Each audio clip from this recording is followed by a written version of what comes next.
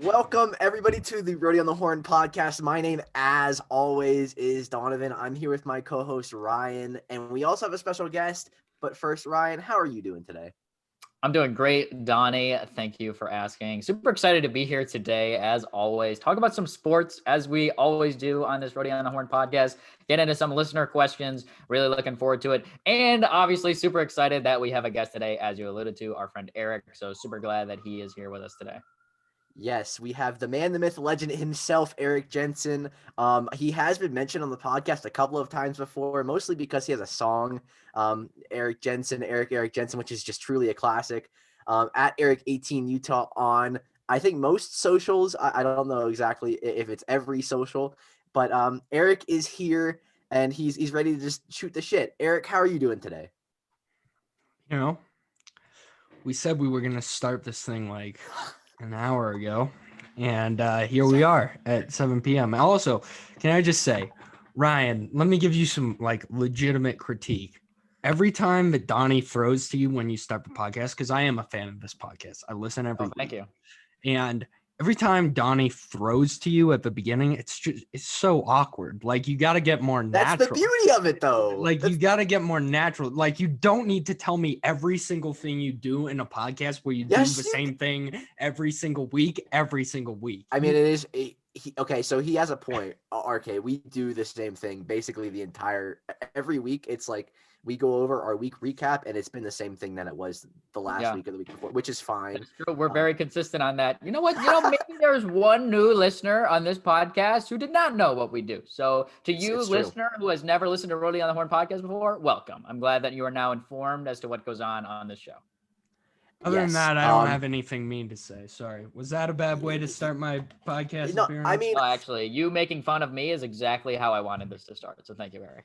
See, I always think it would be more along the lines of, oh, you're an hour late, you're an asshole, you made us wait. But I did. I napped earlier, hand up on that, and that's okay. The thing is, we make mistakes in life, and we just gotta grow from it. Fine, I'm not that mad at that. I think we can I segue don't from have that a girlfriend, Donnie.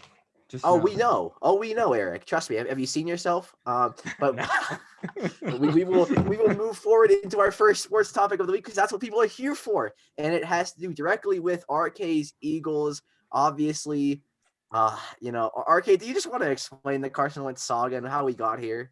Yeah, it's a little unfortunate, obviously, now that last podcast we're talking about how I was surprised that Carson Wentz had not been moved yet. Now we are in a situation where he has officially been moved to the Indianapolis Colts.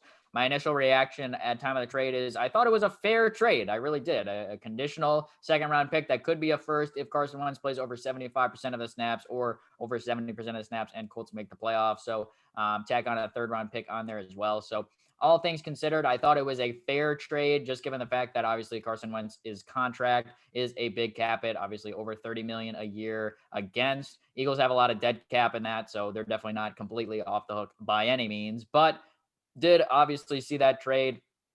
Just in terms of kind of like a personal note, I just liked rooting for Carson Wentz. I was obviously an Eagles fan when they drafted him second overall. Was super excited to see kind of this franchise change a little bit. Obviously, they were able to get a Super Bowl while Wentz was with the team. Obviously, not that he was the starting quarterback in that game, but nonetheless, he had a great season in 2017. Able to see him be very good. And then it's kind of been an unfortunate regression since then. Obviously, he tore his ACL that year, came back the next year in 2018, and he came back in week 3. So it was always kind of awkward. It seemed like he was almost rushed back a little bit, had the back issue towards the end of that year. Then we even throw it back to the next year. He's able to play most of the season, plays pretty well. I thought he kind of carried an Eagles team without a lot of good quality skill players to the playoffs, then gets injured in the wild card game against the Seahawks. And then he comes back this year and regresses even more than that. So certainly does not come without risk for Indianapolis. This is a player that has definitely been more limited as a result of his injuries the last few years, at least as it comes to managing the pocket and ability to extend plays. It definitely seemed like he was more of a statue last year. But having said that, I think Carson Wentz as a person is someone that I would like to bet on to come back and have some success. So if he does kind of ball out in Indianapolis, I will be excited to see that for sure. As I said, just one of an athlete that I really like to root for. But having said that, I think it's mostly going to be kind of Jalen Hurts' time now in Philly. Obviously, there's a chance that they could draft a quarterback up at pick 6 or trade up, say, Justin Fields or Zach Wilson's available. Not out of the question by any means, but I would say I probably expect it to be mostly Jalen Hurts' time. So That's kind of my thoughts on the trade. You know, a little sad to see Wentz go as a personal behalf, but I thought the return was fair. So that was probably my initial reaction on it. I think that's good analysis. We can swap it over to Eric a little bit. Obviously, as a Broncos fan, you're kind of in this category where you sort of kind of need a quarterback moving forward. And I did see some rumors that the Broncos were at least going to try or talk about getting Carson Wentz or another quarterback. What do you think is next for the Broncos or just other teams that missed out on Wentz? Considering I think Wentz sets the market in terms of a price. Obviously we've got many other quarterbacks on the board right now in terms of trade options, but are you upset at all the Broncos did not make a move to get Carson Wentz? Or do you think the Broncos are going to move forward and try to make another move? What's the thought process here, Eric? I don't know who to believe on the Broncos quarterback situation. It seems like you look at any number of guys, like you live in the market, Donnie, like any number of guys will tell you completely different things. There have been totally conflicting reports out of Denver on literally every single quarterback this year that's available in this huge carousel that's going to go down this offseason, it seems. Personally, I had nothing against Carson Wentz. It sucks that he regressed so much, but I really didn't want him on the Broncos. I mean, if you listen to everything out of Philly, and Ryan, you can tell me if this is wrong, but like it sounds like he refused coaching, basically decided that he was as good as he was going to get. And though he had massive mechanical flaws that ultimately led to his regression, he never really wanted to fix those or listen to Doug Peterson. And though Doug Peterson's coaching didn't help Wentz out, like I feel like it's kind of there was mutual hurt between both those guys. I feel like neither of them helped each other out a ton. And I honestly am not super interested in this in terms of the Colts. I mean, I think it's fine. Obviously, he's had a success with Frank Reich before, but I just feel like, I don't know. He was, to me, I'm not sure if he's a huge upgrade over what Phillip Rivers was last year, to be honest with you. I think like average Carson Wentz gives you about the same ceiling that Phil Rivers gave you this year. And Carson Wentz has very much been average since that MVP year. He is not really, like, he has moments, but he has not put together a top 10 quarterback resume since his MVP season. Personally, I believe he's somewhere between that, like 11 and 15, somewhere there. And I think that's the level you hope to get back up to, because I believe he was, like, maybe only Drew Lock was worse than Carson Wentz last year. I truly believe that. Like, he was so bad, it was hard to watch the Eagles. But I'm more interested in the Eagles' future, to be completely honest with you. From what I saw from Jalen Hurts, I really liked him. I mean, I think he's kind of souped up Gardner Minshew, and like he'll be a good bridge guy. And I think that Trey Lance, Zach Wilson, Justin Fields, Trevor Lawrence would all be upgrades. I would not be shocked if the Eagles just decided to bring in like a clone of him in Mac Jones, to be completely honest with you. That, to me, that would be a really fun offseason quarterback battle, would be Mac Jones and Jalen Hurts. But I don't know. The Eagles are in a weird spot, Ryan, right? Like, they're not contenders. Like, the roster has holes everywhere. Like, Fletcher Cox might be a cut casualty. Like, that is a point where I would disagree. I think Fletcher Cox definitely has his job, but I think your overall point there that they're paying a lot of I've been reading some stuff. Yeah, I've been true. reading some stuff that he could be a cut casualty. That would surprise me a lot, to be honest. Greg Rosenthal seems to think that, and I trust his pulse on these type of things. But I mean, I think the Eagles are just in a really interesting spot, because they're definitely not bad enough where if Jalen Hurts plays average next year, I see the ceiling, the floor being like 7 and 9. Like, they're going to be an average team. And, but they have a lot of holes for sure, and they just got Deshaun Jackson as well. So there's obviously still they got to get some wide receivers. Yeah. So there's definitely a lot that is not going well. The offensive line still has holes and is aging. You have the right side of your offensive line with Kelsey, Brandon Brooks, and Lane Johnson, and they've all gone through injuries in the past. Kelsey's been pretty good, but he's kind of been mulling retirement the last few years. And their left tackle, Andre Dillard, former first-round pick, coming back off a season where he was injured for the year. So there's just a lot of things that are wrong with the roster, which is still kind of interesting to me that they're still allowing Howie Roseman to be making all these moves and transactions. They move away from Wentz, they move away from Peterson, but they still have the same general manager who He's put so together tight. the roster last year. He's so tight with Lurie, though. Like that, to me, he is almost an extension of Lurie. I think he is like one of the most safe general managers in the entire NFL, no matter what, just because I think Jeffrey Lurie is like intensely loyal to him and And I agree will with not that move analysis. on. But I don't necessarily think it's necessarily the smartest thing. I think Right, Howie Roseman definitely had a factor in how the offensive line did not have enough depth for the Eagles to be competitive last year. They went through a few injuries and then everything just went to shit.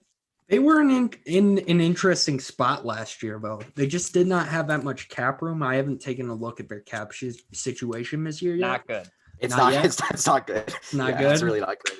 Yeah.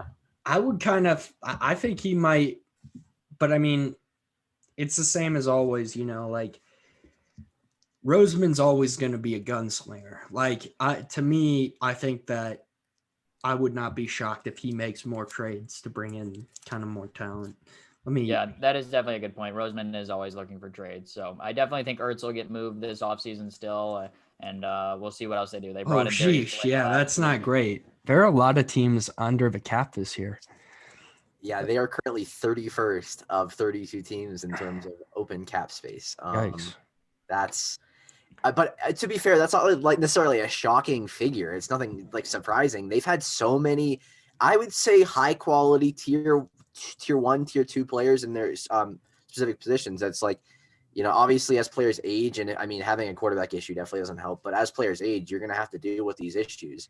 Like guys are going to want to get paid, everything like that. And we've seen it time and time again, even with the Giants coming out of their the Super Bowl contention years, or the Super Bowl winning years. They haven't even recovered from those problems. Like people were complaining about Eli Manning's contract 2 years ago, after 7 years after he had won his last Super Bowl and 7 years after they had done anything in the playoffs. So when you have a guy that has been extended that long, and obviously it's like they had cut bait on some guys like Jason Pierre-Paul, who we saw is just still a very, very talented piece that they would love to have right now. But it's like you see in football especially, I think the contract disparity in terms of how much these guys get paid long term, and then it ends up, because obviously you can just cut these guys and you'll have some dead cap here and there. But I think the Eagles are in this position to where they're not bad enough, as Eric said, they're not bad enough to be like a top 5 pick, but they're not good enough to be a playoff team. And that is, as we've discussed many times, literally the worst place to be in sports when you want to follow a franchise. Legitimately the worst spot to be in, as Eric does with the Broncos. I don't think they're in cap hell, though. You got out of cap. You were in cap hell. You're not in cap hell any longer. You're fine now. But there were years where the cap was not pretty and the team was not good. It's good that you guys got me on here because let me be honest. I put out my Super Bowl recap show for End Zone Podcast and decided I was just stopping caring about the NFL for like a month. So this is like a good little refresher before I get really back into the Game Pass and stuff within the next few weeks here and looking at free agents and stuff. So. Well, I think there's probably no better time to start getting into the NFL, considering the offseason will ramp up in the next coming weeks. Yeah. I've already seen a lot of people posting mock drafts. I know Ryan does his entire position breakdown. He watches more film than anybody I know. So he'll obviously have analysis. Ryan's there. a tape dog as well. Respect. He is more of a tape dog than you are. I will guarantee that. This guy, I am a tape guy 365 days a year. Well, I took February off, so yes, you're more of a tape dog. But when I'm a tape dog, I tape dog hard. That's I definitely respect the ability to watch that much tape, but Ryan goes overboard to a point where I can't even understand how he functions. Really, even to that point, Donnie, I had a conversation this week. So I'm in my senior year at University of Iowa, last semester here for me in college. So I've been reaching out to a lot of like different like professionals and people in sports on LinkedIn and whatever recently. I reached out to someone who is interning with USC and like their player personnel department and whatnot. And I had a conversation with him. We were talking through draft prospects and we finished that call. He's like, man, like you could do this for real. Like you have a lot of knowledge in this stuff. And this was a guy who's like got a job at USC football. I was like, damn, like, all right. Like I just do this as a hobby. I just like watching football. So you a Game Pass guy, Ryan? You know what? I have had Game Pass before, most definitely. I have not. I don't think I have access to it right now, but yes, I'm definitely familiar. I'm tape dogging in a different. I don't do any draft stuff. I can't find college tape anywhere. It's just on YouTube. But like once they get in the NFL, then I tape. Okay, respect. I'm prepared. I know other guys when they're coming into the draft. So. No, I feel you, man. We're gonna get you on the End Zone podcast at some point. We're gonna get both of you on at the same time. That's my promise. When I'm on a podcast, I make sure we do home and homes. I like hearing that. Justin Fields over Zach Wilson. That's my take. That is varied a lot. I gotta disagree with that one. That's my take. I like Fields over Wilson. Okay. Yeah, that's definitely something that we've discussed in the past. Maybe not on the podcast, but it's definitely something that we've talked about. And I think that's something that may change as time goes on. I mean, you never know with RK. RK changes his board all the time. You never know who's going to go. He's a big tier guy, so even within the tiers, it's like you never really know who he likes more in the tiers or who's better in the tiers. It's always an ongoing evaluation, Donnie. That's how I refer to it. Evidence changes things. No, I feel that. I'm pretty sure he was changing his board down to the draft last year, like literally the day of the draft or the day before the draft. And I think that's the way you have to do it. And it's definitely a respectable way to go about it. But yeah, I definitely think, Eric may not be the most qualified person to talk sports all the time, but when you come to football and when you get scouting advice from Eric, I think he's on there. That's one thing that his calling has found. And obviously with Ryan literally lives for scouting and watching tape. And, even if it's players that he are no longer on his favorite football team, he just really likes to go back and watch their 2017 highlight film, which is, totally reasonable. At this point, I think we can move on from the NFL news, considering there is nothing really going on. Obviously, we talked about cuts a little bit. Sorry, we wasted 17 minutes on Carson Wentz. And the thing is, it doesn't really matter. We saw Deshaun Jackson, K'Wan Short, J.J. Watt. We've talked about J.J. Watt. Nothing has happened with them yet. When they sign, I think it'll be a little bit more easy to discuss. But I think we can go on to the NHL, something that all three of us have been, watching semi. I don't know how much Eric watches outside of the Avs, but I do know he loves watching the Rangers, and that's something that is really just – it brings a tear to my eye when he says, oh – great shot, or oh, that was rough, when the Rangers are giving up goals. And it's been a lot more negative than positive recently, but we have seen some good games. But we will discuss Eric's Avalanche played in Lake Tahoe, the outdoor special that ended up being 9 hours later. Holy shit. Some 8 or 9 hours after the start. I think that was due to snow and sun issues and all that. Mainly sun, which no is snow just issues whatsoever. Who's shocked, dude? It is February in the mountains. I think that would have been like the most obvious thing. And then they ended up playing at night. It looked better at night. It was much more fun, I think, just in general, from a viewer's perspective, to watch the night hockey. But I think I'd like to get your two takes on this. My question is, should this even be happening? Is this something that really should be going on right now? It's like, there's no fans. It's not like that. I don't know. It's not that momentous for me. It's like they're playing hockey outdoors. Whoopee, great. Nobody's there to watch. The game got delayed 9 hours. Did this happen to happen? Like, this is something that really should have happened. Eric, we'll start with you. No. I mean, no. That's a short answer.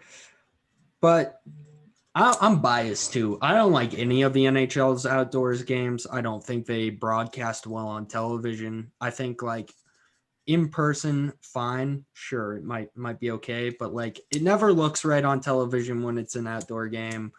Like I'm not a huge fan of the experimental camera angles NBC always tries to break out during these outdoor games. Literally the worst. Like But that said, I am a fan of chaos and weird stuff happening in sports. So like the weirder you can get, the better. I personally want them to go like, you see all these videos in like Scandinavia where people are literally like playing pond hockey on the actual ocean. Like that's what I want. Like no artificial ice, like on the actual ocean, set up an NHL. So you want them to find an actual, like you want them to play on Lake Tahoe. Like you don't want them to play on. Okay. Yeah. Well, first off, safety concerns will probably say that will never happen. I would say there's a good chance that, just in case the ice was a little bit thinner than they thought it was and somebody happened to, crack, somebody falls through, maybe not the best idea, but I definitely appreciate you're thinking outside of the box, and that's something that we're really looking for out of you. Ryan, did you happen to watch the game last night or no?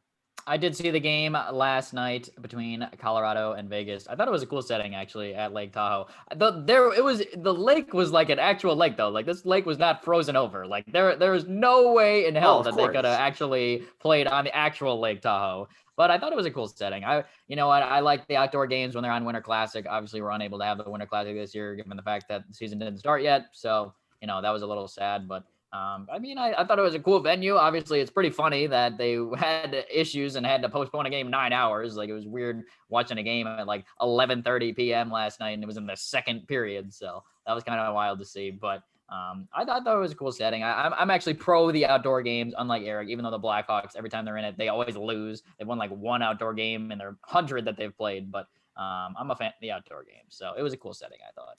Yeah, we discussed this time and time again. Ryan is really not a fan of seeing the Blackhawks in any special type of game because it never goes well, and that's okay. I'm sure they'll be in a game next year that's outdoors against a team that is better than them, and it's not going to go well. And that's something that death taxes and the Blackhawks playing outdoor games during the NHL season. They'll be back. Oh, for sure. And I think we can shift from that to another maybe a little bit less chaotic, but still chaotic example of the NHL, and that would be the Canadian division in the NHL being the most high-scoring fuckery of hockey we've ever seen, I would say, or at least current hockey. So we have 6 of the top 10 point getters in the NHL from the Canadian division, including the top 4. Connor McDavid has 37 points in 20 games, which is just truly ridiculous. Leon Draisaitl has 30 in 20 games. Mitch Marner has 30 in 19 games. Austin Matthews has 29 in 18 games. He also has 17 goals. Or 18 goals at this point. Was this what we expected truly out of the Canadian division, or is this like a little bit more crazy than anybody could have thought? Because I personally think this is just absolutely fucking incredible how shitty these teams are and how bad. I mean, like, you're letting Edmonton score 7 on you. Edmonton put up 7 goals last night. Edmonton is a 2-man team, 3-man team at most here. But yet this is literally every Canadian game. It seems like there's 10 goals involved. And I don't know how to feel about it because I'm a hockey purist and I'd like to see games that aren't, 11-3. This is not my thing. Either one of you can give your opinions here. We'll start with Ryan, I guess. Ryan, what are your thoughts on the Canadian division and how just the fuckery it is? Yeah, we've talked about the Canadian division on this podcast. That's probably been one of the divisions I've watched most closely just because it's fun hockey. As someone whose favorite team is not in Canada, I think it's interesting to watch these games that have 1 million goals and half the teams don't have a competent defense. So it's funny to see some of these goals go in, but we also have some situations like Vancouver where they're actually way worse than I thought they were going to be, definitely underachieving over there. But, Toronto, Montreal, they've definitely been fun teams to watch. I think Winnipeg and Calgary still have maybe a little bit more to give. Obviously, you have Edmonton with the star power with McDavid and Draisaitl. That's fun to watch. So a lot of high-powered offense. So, it's enjoyable hockey to watch, but I think as I think of the Canadian division, I really don't think any of those teams are really that serious of Stanley Cup contenders, just given the fact that I think all of them have holes that will be hard to overcome once they're having to face teams like Tampa Bay or Boston or Vegas, Colorado, St. Louis. Some of the other American teams I feel like just have kind of a little bit leg up on all the Canadian teams, but it's been fun hockey to watch. But like you said, as a hockey purist, it may not necessarily be the most high quality play when it comes to the defensive side. Yeah, I feel like the opposite there. I feel like this year it'll be easier for a Canadian team to win a Stanley Cup because you only have to play one of those teams and you only have to have one series basically go your way. Like most of the playoffs are going to be within your own division. Like you really only have to have one series go your way outside of division to win the Stanley Cup. And I don't know. I was watching Imba Crease on Friday, getting ready for all this, getting a pulse on the rest of the NHL outside the Western Division. I mean, what Connor McDavid is doing right now is just insane, like totally incredible. And it pains me to say it, but he is the best player in the National Hockey League, like hands down. I love Nathan McKinnon. Oh, I mean, but that's not a slight against Nathan McKinnon though. That's not like bringing Nathan But, McKinnon down. like- It just think about it. like this is and like thinking about it more, like I feel like the NHL has hit like its golden generation. Like Austin Matthews, Nathan McKinnon, Connor McDavid, those three guys specifically kind of leading the way as the next Crosby, Ovechkin type players for the next generation. Plus you have so many kind of more depth guy, like your Dubois, your Laines, all those kind of second tier guys. It's incredible what the NHL is right now, but it is a high scoring league. And I mean, the hockey purists sure can say all they want about defense, but like that's not what the NHL is anymore. It's a league predicated on speed and skill. And if you can survive without a good defense, if you just have faster, better players than the other team, like it's a track meet. And that's the kind of hockey I'm a fan of seeing. That's the kind of hockey the Avalanche have built up over the past year, over the past few years. That's the kind of team they are. And like, sure, hitting and physicality, it's still part of the game, obviously. But I mean, you got to be fast. You can't be the LA Kings with like Drew Doughty and RJ Kopitar just like going down the ice. You're not going to be a playoff team. And like, you've seen the recipe, but playoff teams all have speed. And if you don't have speed, you're not going to be a playoff team. And that's just the way it goes. Yeah. So I don't know how long, anybody listening has been following hockey, but I even say 3 or 4 years ago, we would see two different playoffs in terms of conferences that we were dealing with. So the Eastern Conference would always be a little bit more skilled because obviously you have the Crosbys at the top, you have Ovechkin. You're always going to have, the Bruins are always going to be there. Whereas the West, we were always getting some I don't know, like physical, I don't know, gritty hockey. And now I think, and I think Ryan could even attest to this, the Blackhawks did so well because they had guys that were skilled and they had a perfect mixture of skill and those gritty guys. Whereas we've seen so many teams struggle to put together those rosters, especially out West, I feel like. But we've seen the NHL develop and grow into a league that it is more skill-based, more speed-based, and more talent-based than ever. And I think that's a good direction for the league to be in terms of growth. But it's like we still see teams fall behind in this, putting together this stupid idiots on their teams. Like, RK and I have a friend, Owen, who is a Senators fan, and they're still employing Austin Watson and guys like that who are, first off, scumbag. Second off, bad at hockey. He's just a guy. He goes out there, he throws elbows, calls it a day. Man, I think, but the Senators are so promising, though. I just keep thinking, like, are they 2 or 3 years from now, they're just going to be so good. Like, but they're They so got a little ways to go. There's a few teams that I kind of feel like that. Ottawa, they're building that process. I feel that way about LA and Anaheim down there. I feel like they've got I feel the same way about the Rangers. The Rangers are like a year away from being one of those teams. Like, yeah, no, Rangers hockey is very depressing.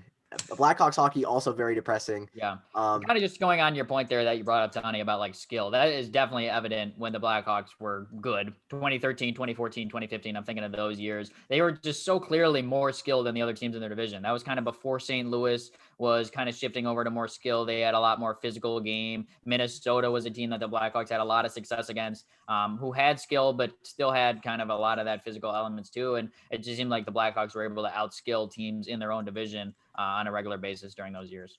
I think that's a really interesting point that you bring up as well, because if we're going just fun hypotheticals here, like if you brought those Blackhawks teams into the 2019, 2020, 2021 season, like I truly believe those teams could compete for Stanley Cups. But like those Kings teams that came in between, there's just no way they could survive in today's NFL. I think like when you have Dustin Brown as like one of your first liners, like you could not physically survive in the NFL. I love Dustin Brown. Today's I agree. I'm not here for the Dustin Brown slander. I think he's actually a pretty good player. He's slow. I definitely understand the sentiment though, and I think you can definitely look back. See, it's like in the NHL especially, we see a lot of it. There's runs that look like destiny because these guys, they build momentum as wild card teams or low divisional teams and then call it a day and then go from there. Whereas teams like the Blackhawks, the Blackhawks are the closest thing to a dynasty that I've seen in my lifetime, I think, in terms of just hockey dominance. Obviously, they didn't win like 7 cups, but nobody's going to win 7 cups. Even you can look at Pittsburgh. Pittsburgh had so much success, and they didn't win that many cups either. So, and they were really the first team to translate this to bring in the modern era. Like that Pittsburgh team was meant to outspeed you. You have Sidney Crosby. It's not really hard to think, my team is going to be more talented than your team because Sidney Crosby's out there. No, but I mean, like that's when they start bringing in Connor Sheary and Brian Rust and all these guys and Gensel and all these guys.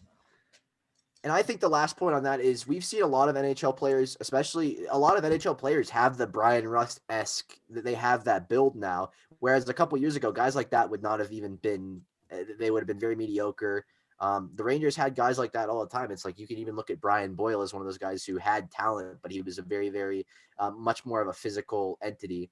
But yeah, the NHL is much more talented than ever. I'd say maybe the most talented league we've ever had in terms of high-end talent. I think Connor McDavid may go down as the best player of all time or number 2 behind Gretzky. Really depends on how that one goes. Eras are different. But yeah, I think we're in a good spot with the NHL, and I think that's a good place to be in terms of a high talent, high skilled, high pace league.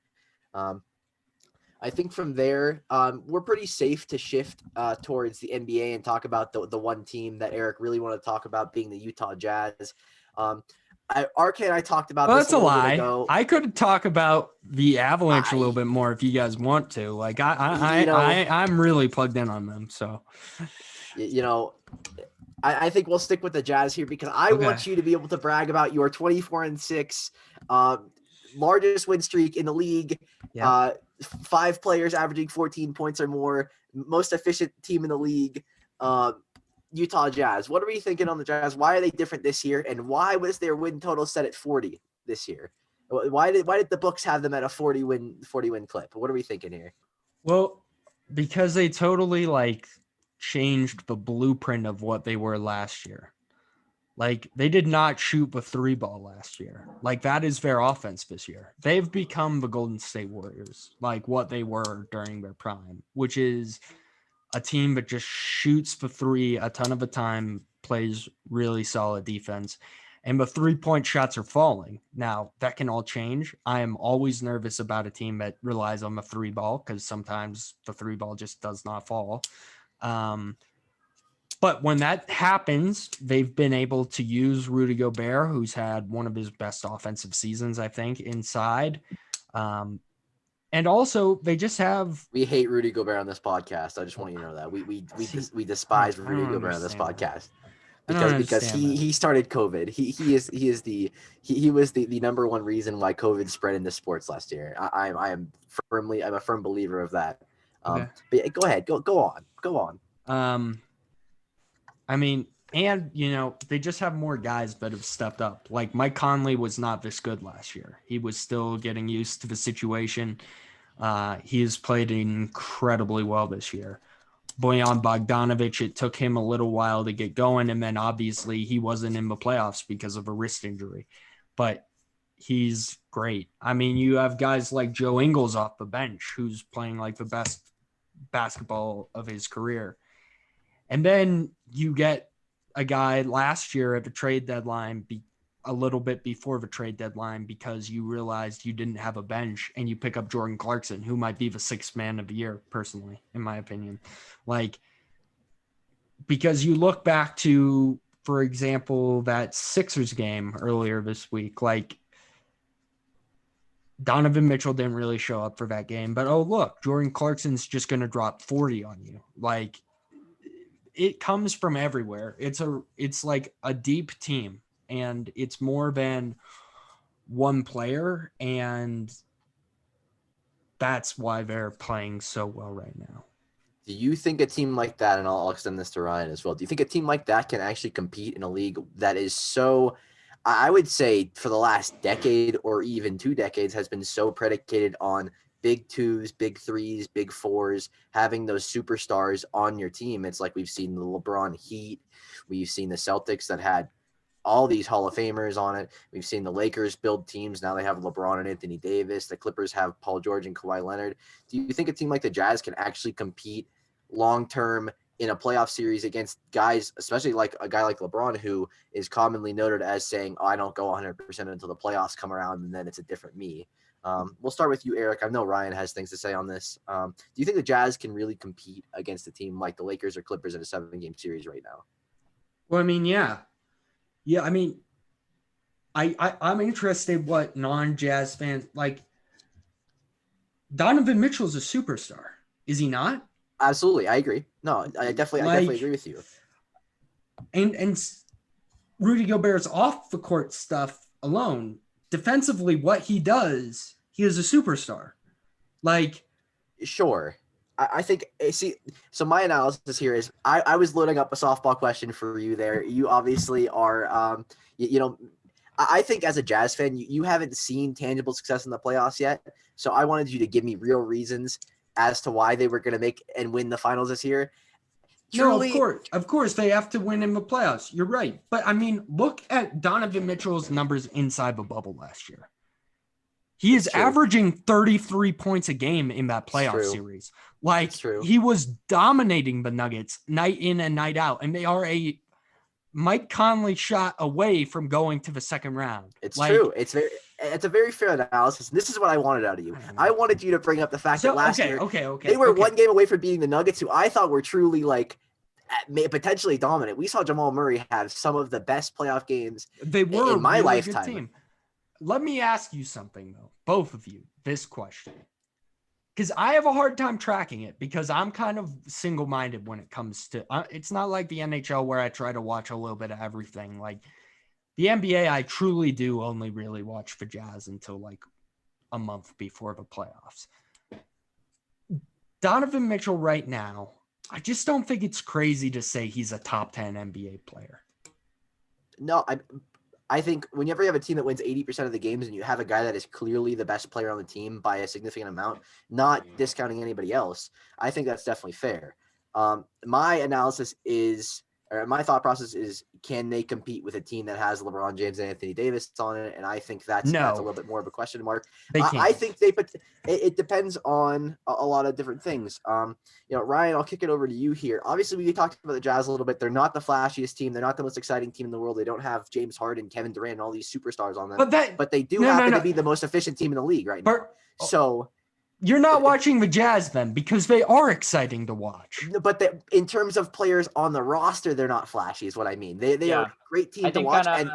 My thought process on this, Donnie, as you kind of brought it up, when we're thinking about a team who's more well-rounded rather than the superstar players like LeBron James and Anthony Davis, and kind of the two teams that came to mind in basketball that did win the championship kind of with that philosophy would be the 2011 Mavericks with Dirk Nowitzki. That team, I thought, when they were able to beat the first year of the Miami Heat trio, I thought that was definitely a complete team. And then at the other end of that Heat dynasty, 2014, the Spurs, when the Spurs lost in 2013 in the finals and then came back in 2014 with Kawhi and kind of the aging core that they had with Parker, Ginobili, Duncan, whatnot. So I think those are kind of the two teams that if you're a Jazz fan, you could look at and say, hey, it has been done before that a team who's just more well-rounded and good together as a unit is able to do it. And given the fact that the Jazz have had a lot of success so far in the regular season, I think it's possible. Now, when we get to the playoffs and you got to take down LeBron James and Anthony Davis and you got to mull through the Western Conference with all their stars, say even Golden State sneaks in the playoffs as like an 8 seed and Utah is the 1,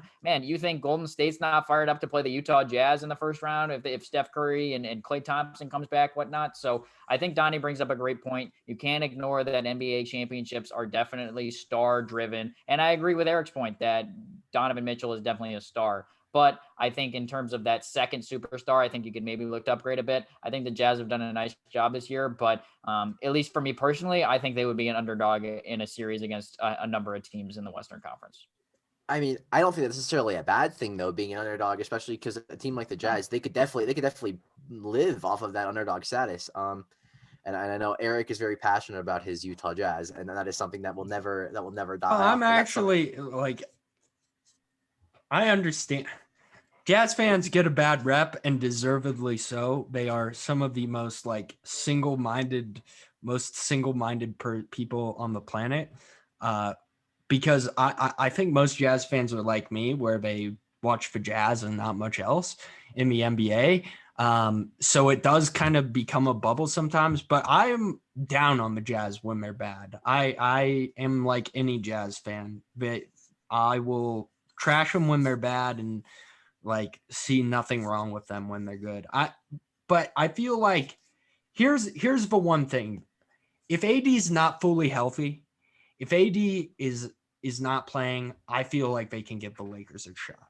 Like, to me, like, I think that's fair. As a Laker, I think it's fair. That's what needs to happen. Is if AD's not 100%, then I think they can get past the Lakers. But I do definitely think that they're going to be like a second round Western Conference final type team this year, which is fair. And I think in terms of that growth moving forward to it, that wouldn't be the worst place to put the Jazz in. Obviously you would like to see them, win it all or go to the finals at least. But I'd say they are a primarily almost all of their players are in their prime or entering their prime right now. So it's not like your window is closing anytime soon with the Jazz either. And if they can continue to build off of this and add more players, as we've said, it's like if the Jazz had a second star on the team, like an actual second superstar who does everything on both ends of the court, like we could see the Jazz potentially like maybe actually winning it all, which would be crazy to me.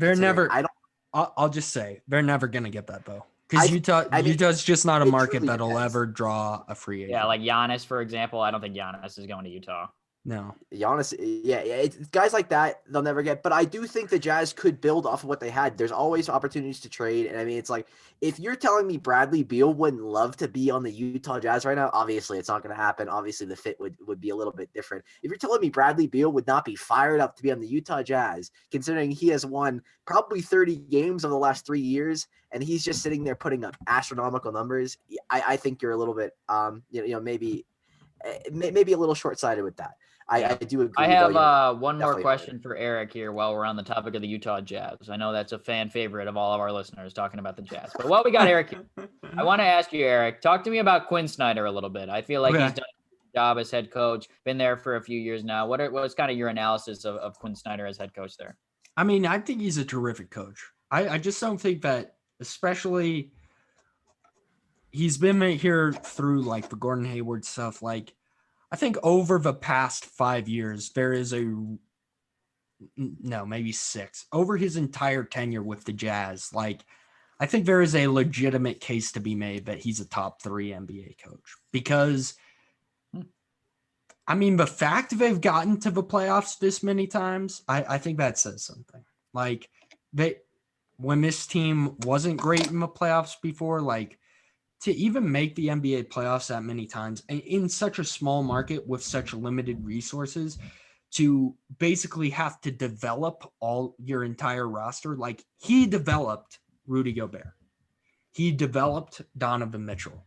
Like, Donovan Mitchell did not come into the league as like a prospect that everybody was talking about. Yeah, it was a late lottery pick. Like, he was a late lottery pick. And Rudy Gobert was a guy they took a flyer on from the French leagues, and he turned into the NBA's best defender. Like, I think he deserves a lot of credit. To me, he is a top 3 NBA coach. Like, other teams have figureheads, like the Lakers with whoever they got there. Like, this is exactly what I was gonna say. This is literally the point I was gonna say. Like, 30 seconds ago. Like, Quinn Snyder is not a figurehead like that. Like, he has control of the playbook. He's calling the plays. He is developing the team. He is running sets. He is a talented head coach, unlike this Vogel guy or whatever in Los Angeles. Like, it's just like, he's not good. It's a like, he's got LeBron. You don't need. But you don't need a coach when you have LeBron. LeBron is the coach. LeBron plays. He's the general manager. He's the coach. He also does the marketing for the team. He goes out there. I don't know. He's a social media guru. Like you don't need a coach when you have LeBron. And I think that's the analysis there. I think we've definitely talked about the Jazz enough for one day, and I hope to have you back on in the playoffs. If the Jazz get the number 1 seed, we'll have you back on for a playoff preview. How's that sound? All right, and I think that's very fair because I think that they are the clear favorite to win the West. With considering the Clippers are, I would good, be not great. a little bit. I would be a little bit surprised if they won the West. I think there's a down stretch coming. I mean, I guess that's fair. But RK, I think we can shift over to our listener questions, and I know we have plenty. Most of them are bagging on Eric, so that'll be a good time. RK, let's get into this. What are you thinking here? Let's do it. Listener questions. We love it. We love listening to you guys. As you know, maybe there's a listener out there, first time listening to Roadie on the Horn podcast. So you have the opportunity to ask us questions at Roth Podcast on Instagram and Twitter and TikTok. Let us know your questions. We will get them answered our next podcast. We have a bunch this week. Excited to run them down. We'll start here from our good friend Steve at Anders IEE on Twitter. And he wants to hear Eric's thoughts on Drew Lock being the 5th best quarterback in his own division. Eric, what do you got for us? I mean, I don't know what Donnie wanted here. Like, I'm not gonna come here and say anything outlandish. Like, if you follow me on Twitter, if you've listened to the End Zone podcast, I hate Drew Lock. I kind of always have hated Drew Lock from like the moment they drafted him. I've never understood the hype around him. Like, even when he showed a little bit of promise, I had to have my arm twisted into believing in him last year. And at like the last second I started believing in him, like a week before week 1, I was like, okay, maybe there's upside. And I was like, no, I was wrong. And I was like, and then like 4 weeks in, I was like, oh, I'm an idiot.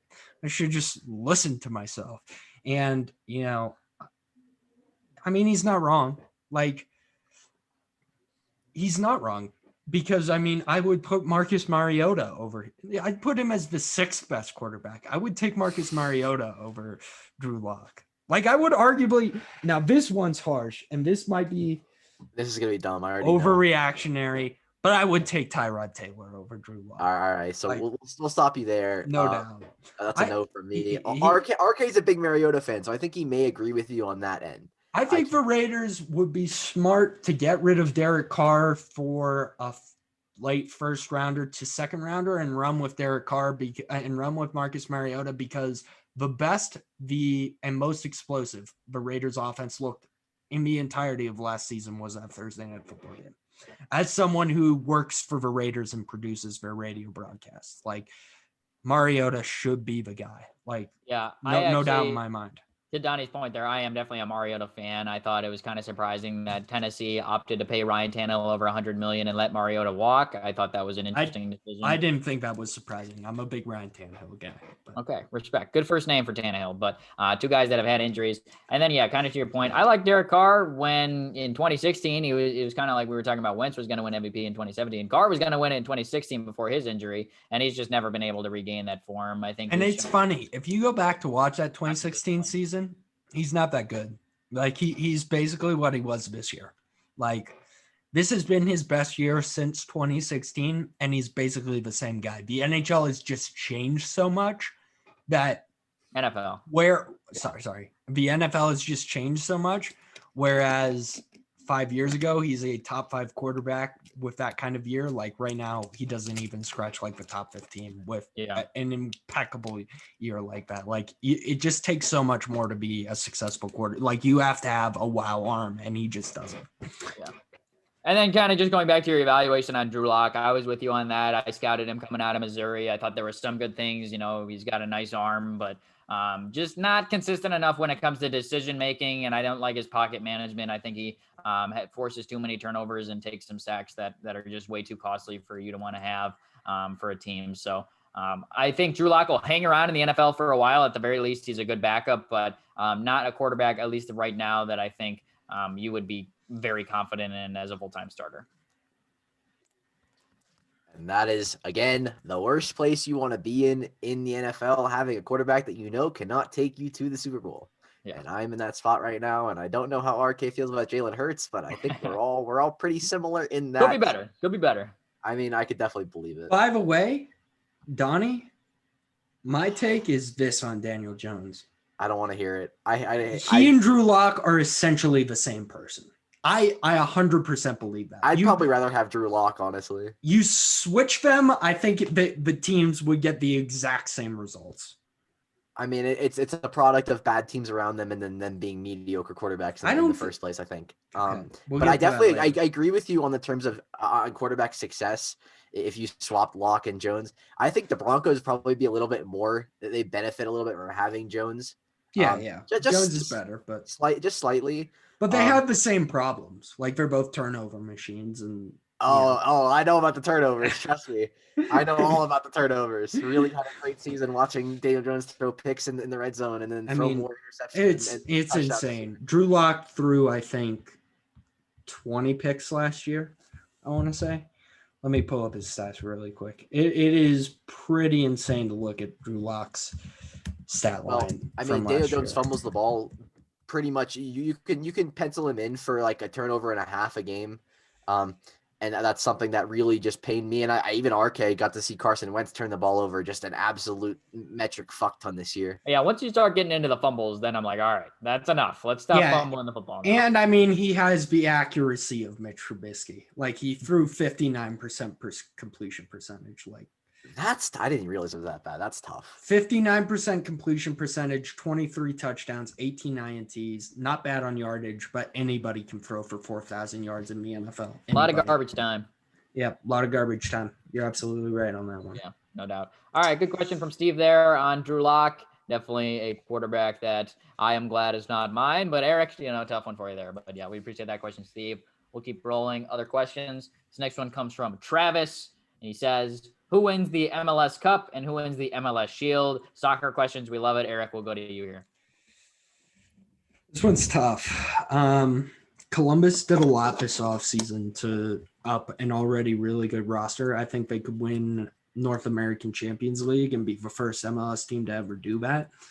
That said, it's hard to go back-to-back in MLS Cup. And I kind of think that Travis's team, Sporting Kansas City, like they upgraded at center back. I think that they're a team that could do that, could do some damage. It's so early in the MLS offseason, though. It's really hard to answer these questions.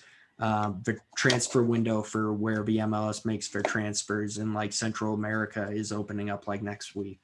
So, but for Supporter Shield, I'll say I think NYCFC is going to make some like major moves. They're owned by the same people that own Manchester City and stuff, and they're a super aggressive ownership group for any team they own, basically. So I think they're going to go sign a bunch of studs. So I think NYCFC could win Supporter Shield. So we'll say that. The MLS isn't starting until like April, right? Yeah, it's a long way away. Yeah, so I mean, there is definitely time on this, and I'm sure we'll see more more things happen as time goes on. RK and I obviously not the biggest MLS fans, so we're really glad that we have Eric here to provide us with some help. Love MLS. Yes, no My doubt. That was MLS good team analysis from Eric sucks. there. I'm excited. So it's okay. All right, good stuff. Good question there from Travis. We appreciate that thought. Move on to Roth Podcast listener captain Scotty G at Sports with Scott on Twitter. Bunch of questions from Scott this week. Excited to get into it here. His first question, he says, who is on your Mount Rushmore of Twitter? So here we go. Donnie, I'll go to you here first. Give me 4 Twitter accounts that are on your Mount Rushmore. Let's hear it. Oh, this is going to be a tough one that I am not necessarily prepared to answer. I did not know this question was here, so I'm gonna start naming them off. First off, I think I'll go with Rex Chapman. I don't know if you guys know or follow Rex Chapman. He basically just aggregates everything that is funny on the internet to his account, and you get some real laughs out of that. I've seen many just ridiculously dumb things out of him. So he is definitely a funny. If I'm gonna move on from there, accounts that you have to follow. I definitely like. I think this is funny. I definitely like following Seth Rogen. I think Seth Rogen is just the fattest meme at this point in Twitter on Twitter. He just likes to argue with people, and that's something I can definitely respect as somebody who on Twitter, literally the only thing I ever did was argue with people. So it's definitely somebody that I aspire to be like one day. If I had to name two other accounts, and I'll keep them sports related, I'll definitely go. And I think it's tough to like really put names on this, especially because there's so many people that do it. But I think you have to give credit to like Waj or Shams or one of those guys who are literally on top of everything. Like Shams is breaking news about Donald Trump a couple months ago, which is just shocking to me. How does he have he works for Yahoo. How does he have clearance within the White House to say that he has COVID? Our president has COVID. I'm pretty sure Shams broke the fact that Donald Trump had COVID. So you have to give him credit. And then on the other hand, I think you have to give credit to a guy like Adam Schefter, who he works a ridiculous amount of hours and he works so hard.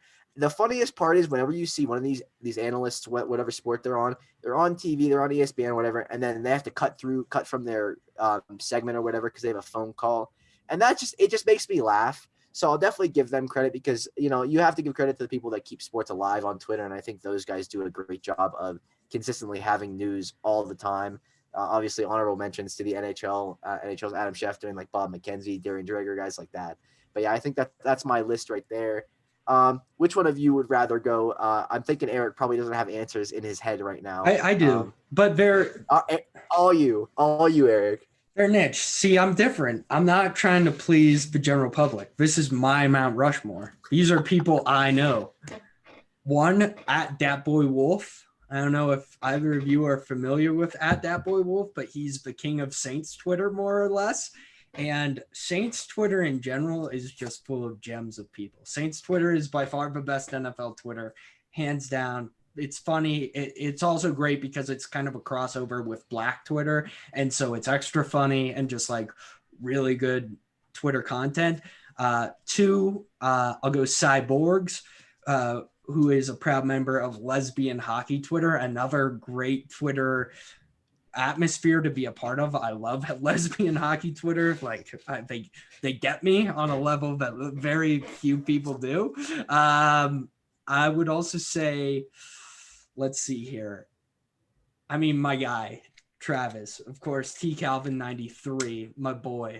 Of course, my boy's got to be on there. So that'll be 3. And then 4, I really like,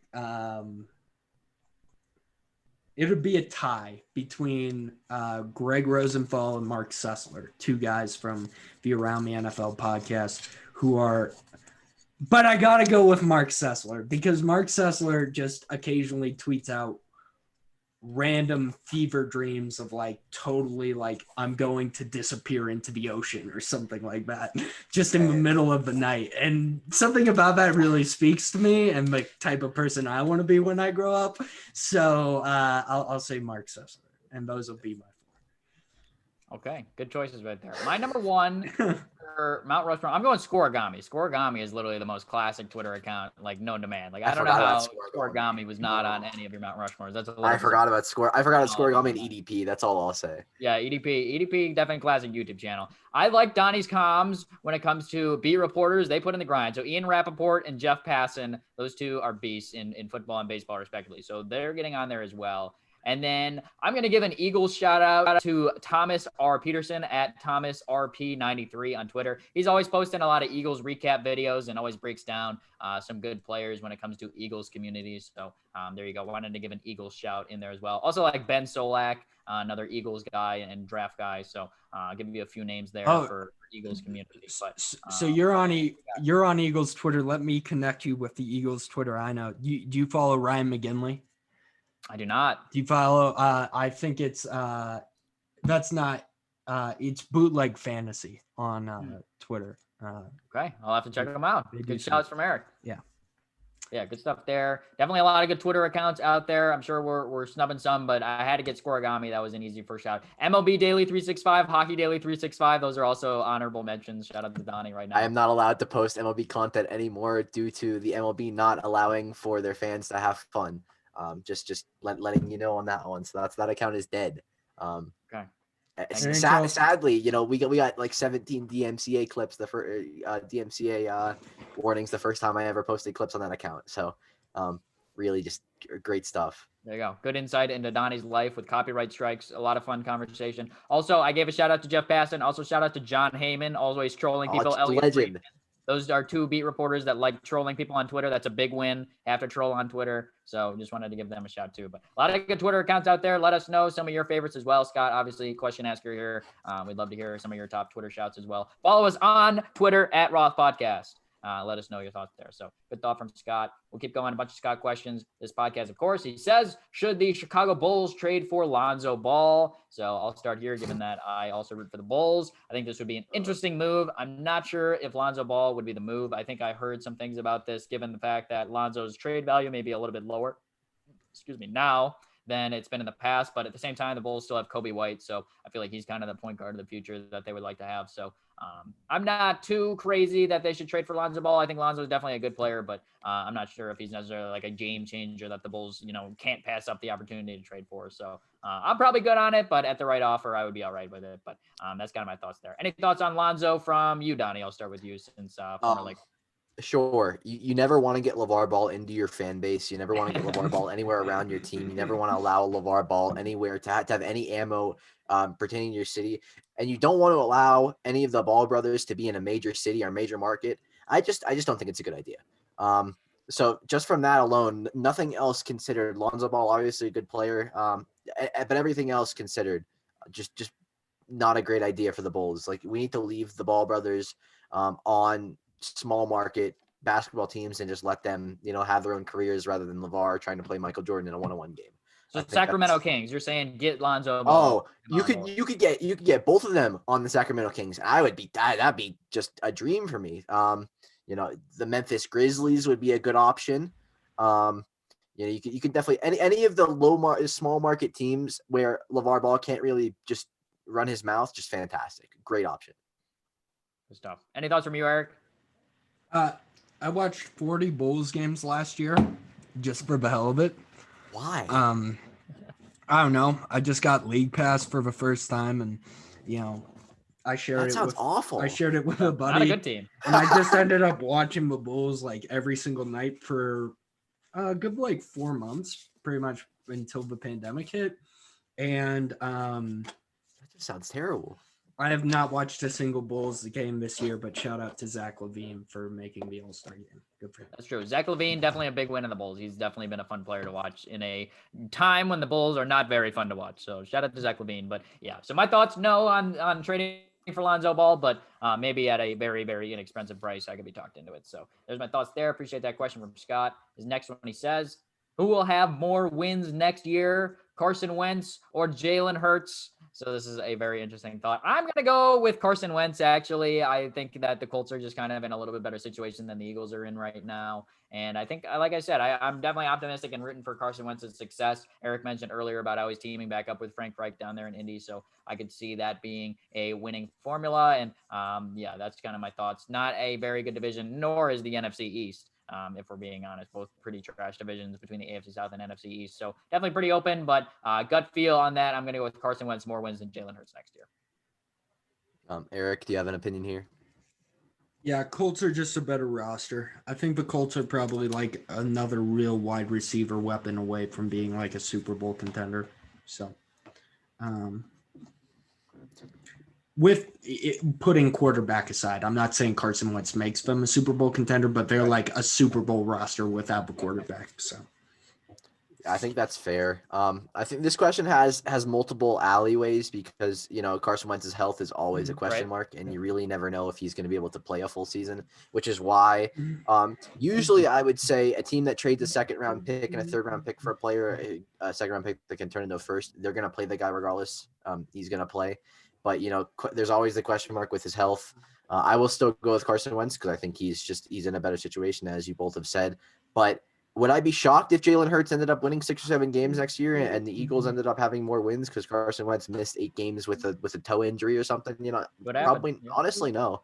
But yeah, at this point, I'll definitely take Carson Wentz. But Carson Wentz could be awful next year. Who really knows? It's really just – I think the Colts are going to be a fun team to watch, and, that's definitely a good storyline. Yeah, in agreement with you on that, and definitely in agreement with Eric about adding one more receiver. I definitely like Michael Pittman, and obviously Jonathan Taylor and Nyheim Hines provides you a little bit of a solid backfield. Marlon Mack, a free agent, but I think there's definitely some things to like with the Colts. Really like their GM, Chris Ballard. I think he does a really nice job at surrounding that roster with a lot of talent, going to Eric's point about the overall teams. And good point there from Donnie about Carson Wentz's health as well. Definitely a big factor in this question. But gut feel for me, I'm going with Carson Wentz, even though I have love for both quarterbacks in this question. So appreciate that question from Scott. Scott's got two more. Next thought, baseball related. Scott's hitting all the sports. We love it. He says, can the Tampa Bay Rays make it back to the World Series next year? Interesting thought. They just lost to the Dodgers in the World Series, of course. So, Donnie, I'll start with your thoughts here. No, they've done too much to like gut their team. Letting Blake Snell go for no win now pieces. It's just there's a lot of question marks. Baseball, especially, it's very hard to repeat or get back to the World Series, especially in the AL where there are consistently teams that will be better than you. Like the Yankees are going to have a payroll that is 5 or 6 times the size of their payroll, and they've also tried to add players. So I would definitely say that's a no-go from me. I'm curious to hear what both of you have to say. Ryan, go ahead. Yeah, I'm in agreement with you, Donnie. I would say no, but at the same time, I was in denial that they would make the World Series last year. I picked the Yankees over them in the playoffs, so I was definitely not someone who was a believer in the Tampa Bay Rays. But I just, kind of what we were talking about earlier in our NBA discussion, I just don't see the star power there with Tampa Bay.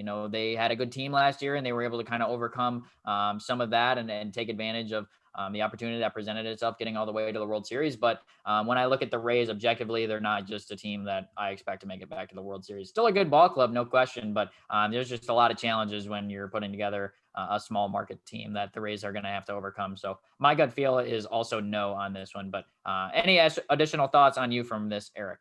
Pass. Okay.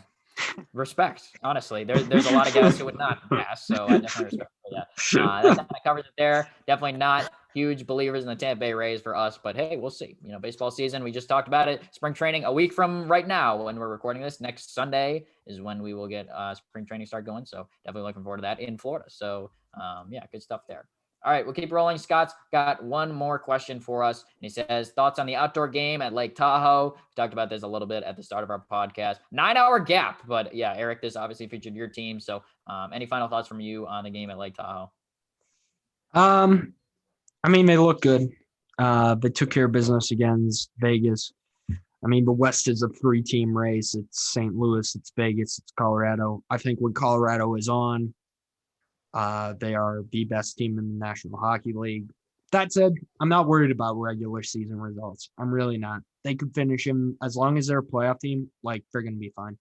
I think that there's a real possibility they finish second or third and drop some regular season games that people are like, what? But I have a theory with the NHL that the way Stanley Cup teams go, and you can point to this with the Lightning, with the Capitals, with the last 2 really big Stanley Cup teams, is it's rebuild year 1, they sneak into the playoffs, they are a surprise playoff team, they shock someone, they lose in the second round. Year 2, they dominate the regular season, they get to the playoffs, they lose early in the playoffs. That was last year. Year 3, they usually struggle in the regular season, but when they get to the playoffs, they're the Capitals who have lost to the Penguins 2 years in a row. They're the Tampa Bay Lightning who got swept by the Columbus Blue Jackets. They're last year the Colorado Avalanche losing to the Dallas Stars who eventually made the Stanley Cup. I truly believe this year they're a Stanley Cup team. I think it's a lock. I don't know that they'll win it, but I think it's a lock that they're in the finals. A lock is a little bit more far than where I'm willing to put them, but I do definitely agree that I don't think I would be personally shocked if they don't make it to the final. If they don't make it to out of their division, I think they're the best team in the league. I think that they're the strongest team, especially out west. I think they're the best team in the West by a considerable amount. But I do think the NHL is so inconsistent in terms of what you're expecting. It's like if you had told me that the Lightning were going to win last year, I would have probably laughed at you. I think they were the best team in the league last year by a considerable amount, but I didn't think they were going to end up winning at all because as things go, playoff history does not matter, and you can lose to anybody in a playoff series, especially a quick series. So there's nothing that's a lock in the NHL, but I do think if you were going to pick a lock, I don't know. I'd say something like the Bruins and the Avalanche in the Stanley Cup wouldn't be super shocking to me. I think that's probably the head and shoulders favorite in terms of the cup contender. I don't know if you were betting odds or whatever. And I don't know if Ryan would agree necessarily on these teams, but I definitely do think that's the case. Yeah, in terms of a lock, I think there's definitely a lot to be determined, obviously, of who gets to the cup final. Hockey's very random, anything can happen over a 7-game series. And Donnie, you literally picked the Lightning to win the Stanley Cup last year. So what are you saying right now? Well, because they were the clear favorite, and I wasn't going to go away from the clear favorite, but I didn't think they were going to win. That is your classic. You always pick the team that seems obvious to win. Especially with Tampa not being able to win. How many years in a row Eric was talking about, they have a nice run in the regular season, then bang, they're out in 4 games against the Columbus Blue Jackets team that shouldn't even be in the playoffs. So, I definitely think by the way, unexpected always sneaky, unexpected team to watch. This is just a take I've been marinating on forever. I think the Columbus Blue Jackets are going to make a deep playoff run. I hate it. I just do. Our guy Josh right there smiling. Josh would be so happy hearing that. I hate it. I cannot see. The thing is, just when they get to the playoffs, Tortorella is just a good playoff coach. I think they're a talent, and I think they're a talented team. So I think that they just got to make the playoffs, and I honestly would expect. I don't disagree, but I don't like it. I don't want it to happen, and I'm really, if that does happen, I will be very upset because all the questions. I like the Blue Jackets. Yeah, we have a certain listener, Josh, who literally just spews about the Blue Jackets, just spews. Gotcha. And definitely not what I want to hear. Similar to Oklahoma questions. Shout out to Scotty G on that one. No doubt. Good conversation there about hockey. Shout out to Scott asking us a bunch of different sports questions. So big time appreciated. At Sports with Scott on Twitter, all of his questions this week. So big appreciate there. All right, we'll keep rolling on. Bunch of other question askers this podcast. This next one comes from Chewy at not_a_analyst. And he says, are you ready to give the Browns the love they deserve? So I'm going to start with this. And no, I'm not ready to give the love they deserve. They had a nice season. Listen, I was not a huge fan of Kevin Stefanski. I didn't think it was going to turn into anything that crazy. They had a nice year for sure. Definitely big time respect. I'm willing to give them respect, but I'm not willing to give them love. Like the Browns are not a Super Bowl contender still. I'm not loving the Browns. I'm not, oh, look at the Browns. Look out. They're coming for everybody in the NFL. Like Kansas City, you better watch yourself because the Cleveland Browns are coming. So that's kind of my thought on that. But I will definitely acknowledge they had a much better year last year than I anticipated they would. So Eric, I'll go over to you. Let's talk about the Cleveland Browns. Yeah, I'm going to take a minute to bury Matthew Pierce, who asked that question. I mean, that guy's such a clown. I mean, I literally had him, we talk about the Browns all the time. And last spring when they signed Jack Conklin, he was like, oh my God, this is the worst signing we could have ever possibly made. They're going to go 3-13 again. They're going to suck this year. And I was like, no, dude, Jack Conklin's good. And then suddenly comes out of nowhere in November. And he's like, man, you were disrespecting the Cleveland Browns all year. That's farther from the fact. I've been the Cleveland Browns' biggest cheerleader over the past 3 years. If you followed anything I've ever said, ever, this guy's just a clown. Jack Conklin. He now praises Jack Conklin as his god, as I told him he would the day they signed him, but he's just a clown, and I can't give time to him. I'm a big fan of Baker Mayfield. I think the Browns will be fine next year. Are they a Super Bowl contender? Probably not, but they're going to be a good team, and I would expect them to challenge for the playoffs again next year. I will confirm, talking to Eric multiple times, he is pro Browns. He has been pro Browns. Yeah, I don't get where this guy. I hate this guy. I think with you, Eric, you are a pro. Like you want Cinderella stories. You want people to Yeah, I like underdogs. I'm gonna be big underdogs. I'm gonna be big into the Jacksonville Jaguars come July.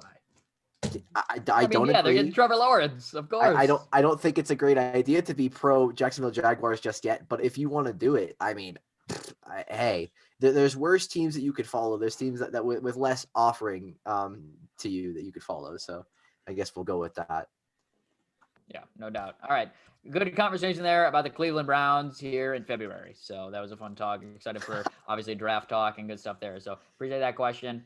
All right, we'll keep rolling. Another football thought here. This one comes from Big Daytona Drix at Big Daddy Drix on Twitter. And he says, Do you agree Cortland Sutton is the undisputed #1 wide receiver in Denver? Obviously, this one we will love to hear Eric's thoughts, but I want to start. I just got to give respect to Jerry Jeudy. Jerry Jeudy was my top receiver last year coming out of college, even higher than CeeDee Lamb and Henry Ruggs. So I think Jerry Jeudy is definitely on the task or on the projection, I guess I could say, to where he could be disputed as the #1 receiver in Denver. Definitely a lot of respect for Cortland Sutton. Definitely think he's a very good receiver. And like what I see from him, but undisputed, I'm in disagreement with that. But Eric, what are your thoughts between Cortland Sutton and being the #1 receiver in Denver? Yeah, I mean, Jerry Jeudy just got banged by having a really bad quarterback. If you watch the All-22 on Jerry Jeudy at any point last year, you can see he's one of the best route runners in the NFL, period, already. He makes guys look silly every single time. That said, something about Cortland Sutton had an all-pro year with 3 different quarterbacks. Like, the guy is a top 3 NFL wide receiver. Like, he is the undisputed #1. I think he's going to come back, and I think the offense is going to look a lot better because they were really hurt by not having him because he's just that good. Yeah, you get me eyes, Donnie, but he's a top 3 wide receiver. I drafted him in fantasy, and that was obviously a very, very disappointing ending, very, very quick ending to the season. He's definitely not a top 3 wide receiver. Definitely is. But I would put him in the tier 2. We are a tier podcast here, so I'm not going to give you a top He's in 3. tier 1. I don't think he is on in the tier 1 level, and I don't think RK. Well, who else is in tier 1? I mean, is he on the same level as Julio Jones is? Or yes, at this point in his career, Julio Jones regressed last year. DeAndre Hopkins would be. What about Hop? Michael Thomas, guys like that. I mean, it's like I definitely understand. He's in the same level as DeAndre Hopkins. If you gave him an Aaron Rodgers at quarterback, maybe. That's definitely there are issues there that there are other things that could definitely. He made. Put up the year before. He put up like over 1,000 yards with Brandon Allen, Joe Flacco, and Drew Lock as his quarterbacks. Like, come on, what more do you want? He had like 1,400 yards. I think more of a fair comparison with Cortland Sutton would be Allen Robinson. Okay, like, they've got the stud receivers. But I would put Allen Robinson as a tier 1 wide receiver. Just because he doesn't have a good quarterback doesn't mean he's not a tier 1 wide receiver. I think there's a divide between guys like Hopkins, Devontae Adams, Michael Thomas, Julio Jones, and then some of the other guys that we were talking about there. And again, Allen Robinson has the same issue with quarterbacks is we don't really actually know how good Allen Robinson could be. If you gave Allen Robinson a top 5 quarterback, he could potentially be. Yeah. It's the same with Cortland Sutton, I guess. I mean, it's like definitely a young talent. Maybe I think the top 3 is what threw me off a little bit. But if you gave me a tier and you put him in tier 2, high tier 2, even a low tier 1 or 1B receiver, I wouldn't be super shocked by that, I guess. And I definitely drafted him as such in fantasy. So, I mean, I guess I agree with you on the fact that he has the potential to be an absolute superstar if, he wasn't having that Drew Lock throwing to him. But I'll just say this. I'm a huge fan of Denver's skill positions. If the Broncos were ever to land Deshaun Watson, they would challenge for the division. That's simple. Hey, I like Cortland Sutton too. I'm not here to slander Cortland Sutton, but I think there's, a little bit of a divide between some of the elite receivers and where Sutton's at. And I think it is disputed that he's the #1 receiver. I think Jerry Jeudy is pretty similar, but they got a good duo. I think they got some good things going on, but yeah, as you said, the quarterback play has got to improve. So, all right, cool discussion there. Appreciate that question. Big Daytona Drix. We appreciate that. All right, we'll keep rolling. Back to basketball now. This one comes from Clint at ClintO'Knight33 on Twitter. He says, who was the biggest all-star snub in the NBA, and why is it Mike Conley? So, Eric, I'll go to you here first. I will say Mike Conley should not have been an all-star. He's missed too many games. I think if there was a more snubbed player on the Jazz that should have been an all-star, I truly believe it is Jordan Clarkson. I mean, he has put up some pretty incredible numbers this year as a 6-man guy. I know those guys never make the all-star game anyways, but if Lou Will can make the all-star game, which he has at times, I think Jordan Clarkson could have made this all-star game, but he didn't. So I don't watch enough of the rest of the NBA really to make a judgment. Let me pull up the all-star rosters and come back to me before you leave. Yeah, the best one for me that I found is Devin Booker. I don't know how Devin Booker was. Oh, he's not an all-star? No. Okay, yeah, that's my answer too. That's crazy. So we've had major issues with the NBA All-Star game in the last couple of years. Like last year, Bradley Beal didn't make it, for example. I don't know if you remember. He didn't make it this year either. Which is ridiculous. I mean, I guess it's not shocking because this team is so bad. That's crazy. Bradley Beal is, I guess I've talked about Bradley Beal 3 times today already, but Bradley Beal is such a fantastic player that gets zero respect or zero credit around the league. I would say he's like the second best shooting guard in the NBA. He's very, very close to the best shooting guard in the league. And I think if you put him on a team that actually had talent on it, he might be a top 10 player in the league without much question. But yeah, the NBA All-Star, how they put together teams, it's basically whoever's going to get them, it seems like more of a popularity contest. Yeah, which is no doubt unfortunate, but I don't think the NBA players really care that much about the All-Star game. The fact Luka Doncic is a starter over Damian Lillard with what Damian Lillard is doing right now is a little bit insane. Said it was ridiculous. Even Luka Doncic was like, I don't think I should be starting over him. But again, does it really matter in the long run? Does the All-Star game really matter? I don't think most of these guys care about the All-Star game. I think especially this year. Yeah, of course. I wouldn't want to deal with that, bro. Like, especially because they don't have that much time with their families in the first place. It's like, obviously, they have a lot of quarantine. They're not flying same day out of cities. They're staying in hotels extra nights and all that. So their scheduling is a little different. At this point, it's like the Pro Bowl to me. It's like you see so many guys drop out of the Pro Bowl every year that you got. Kirk Cousins is a perennial Pro Bowler, even though Kirk Cousins is a perennial bad quarterback.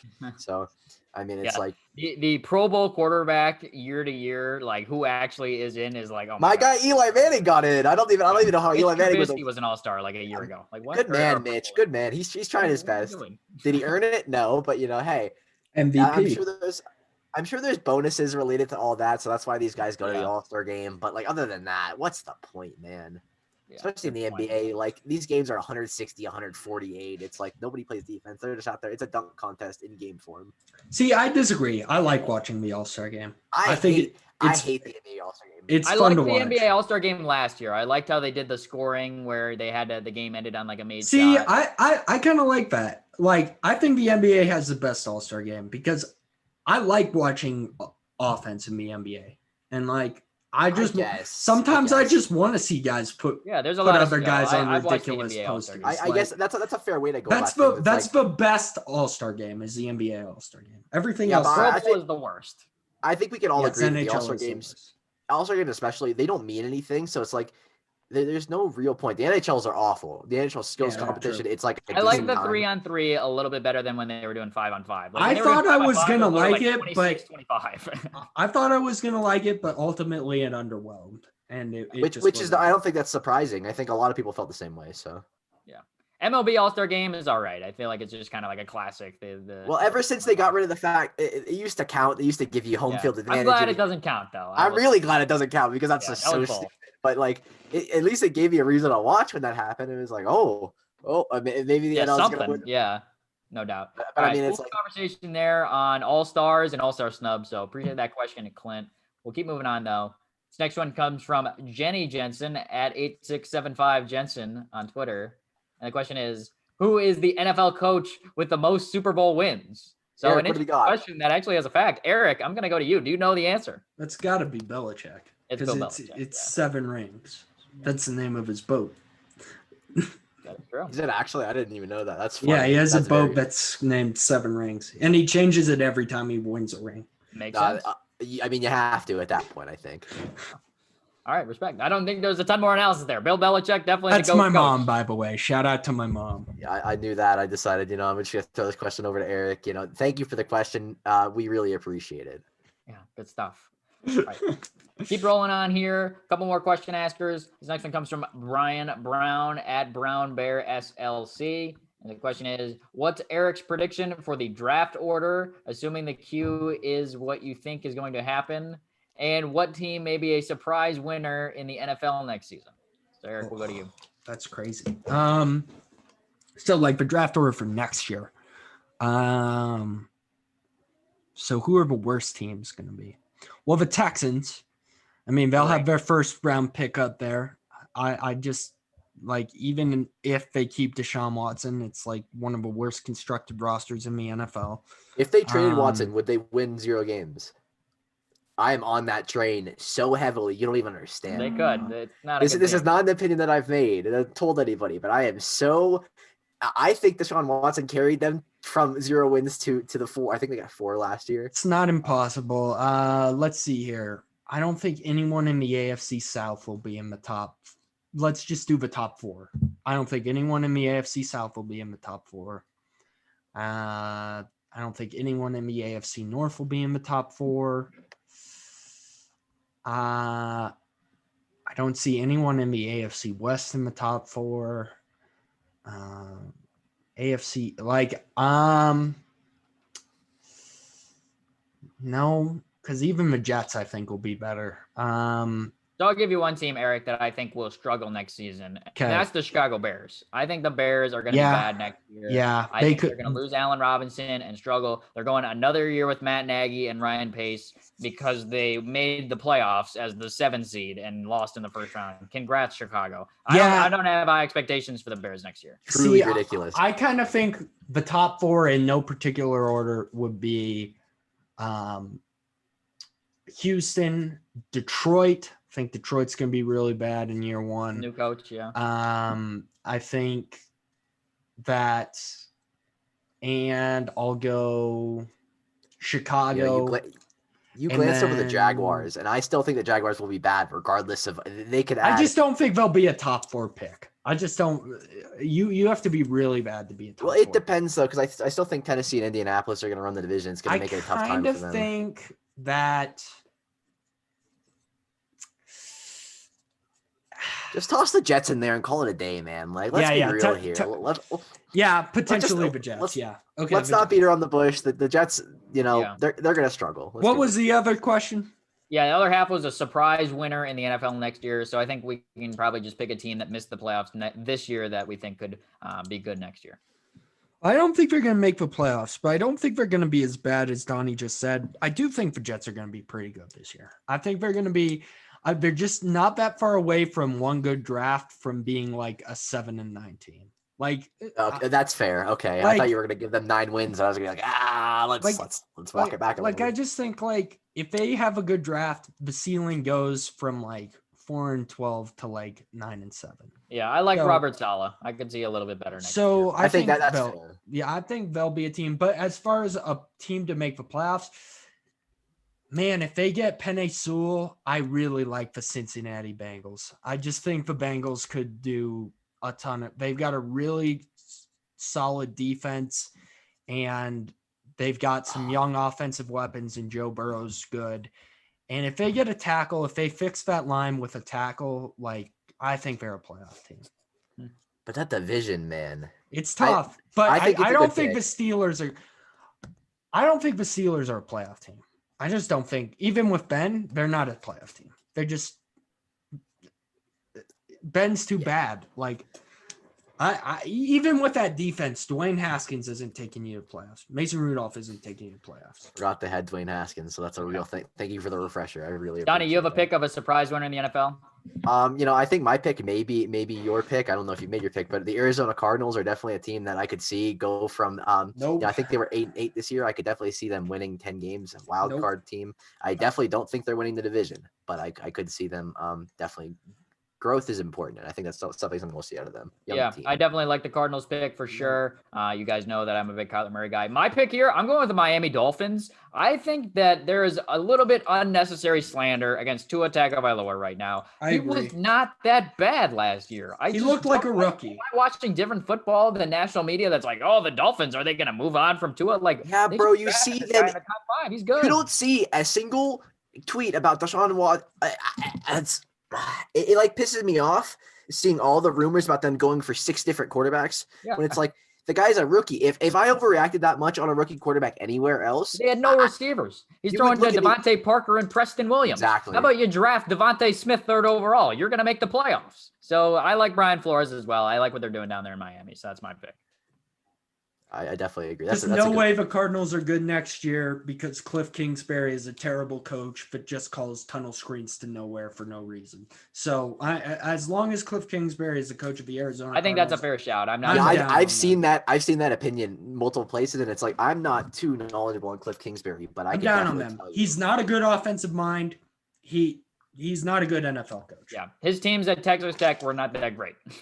Let's just not forget that. So, yeah, cool conversation there. Appreciate that question from Brian. We'll keep rolling here. Another football thought here. Next question asker. This one comes from Trey Watkins at Trey Watkins 099. This is my co-host on the End Zone Podcast. Quick shout out, the End Zone Podcast. Let me get my plug in here really quick. End Zone Podcast at End Zone Pod on Twitter. Trey is You'll get your plug time. We got Trey's question right now. Okay. It says, should being a Broncos fan qualify as a mental health disorder? Eric, you are the qualified person to answer this question. I want to hear Donnie's reaction first. Yes, absolutely.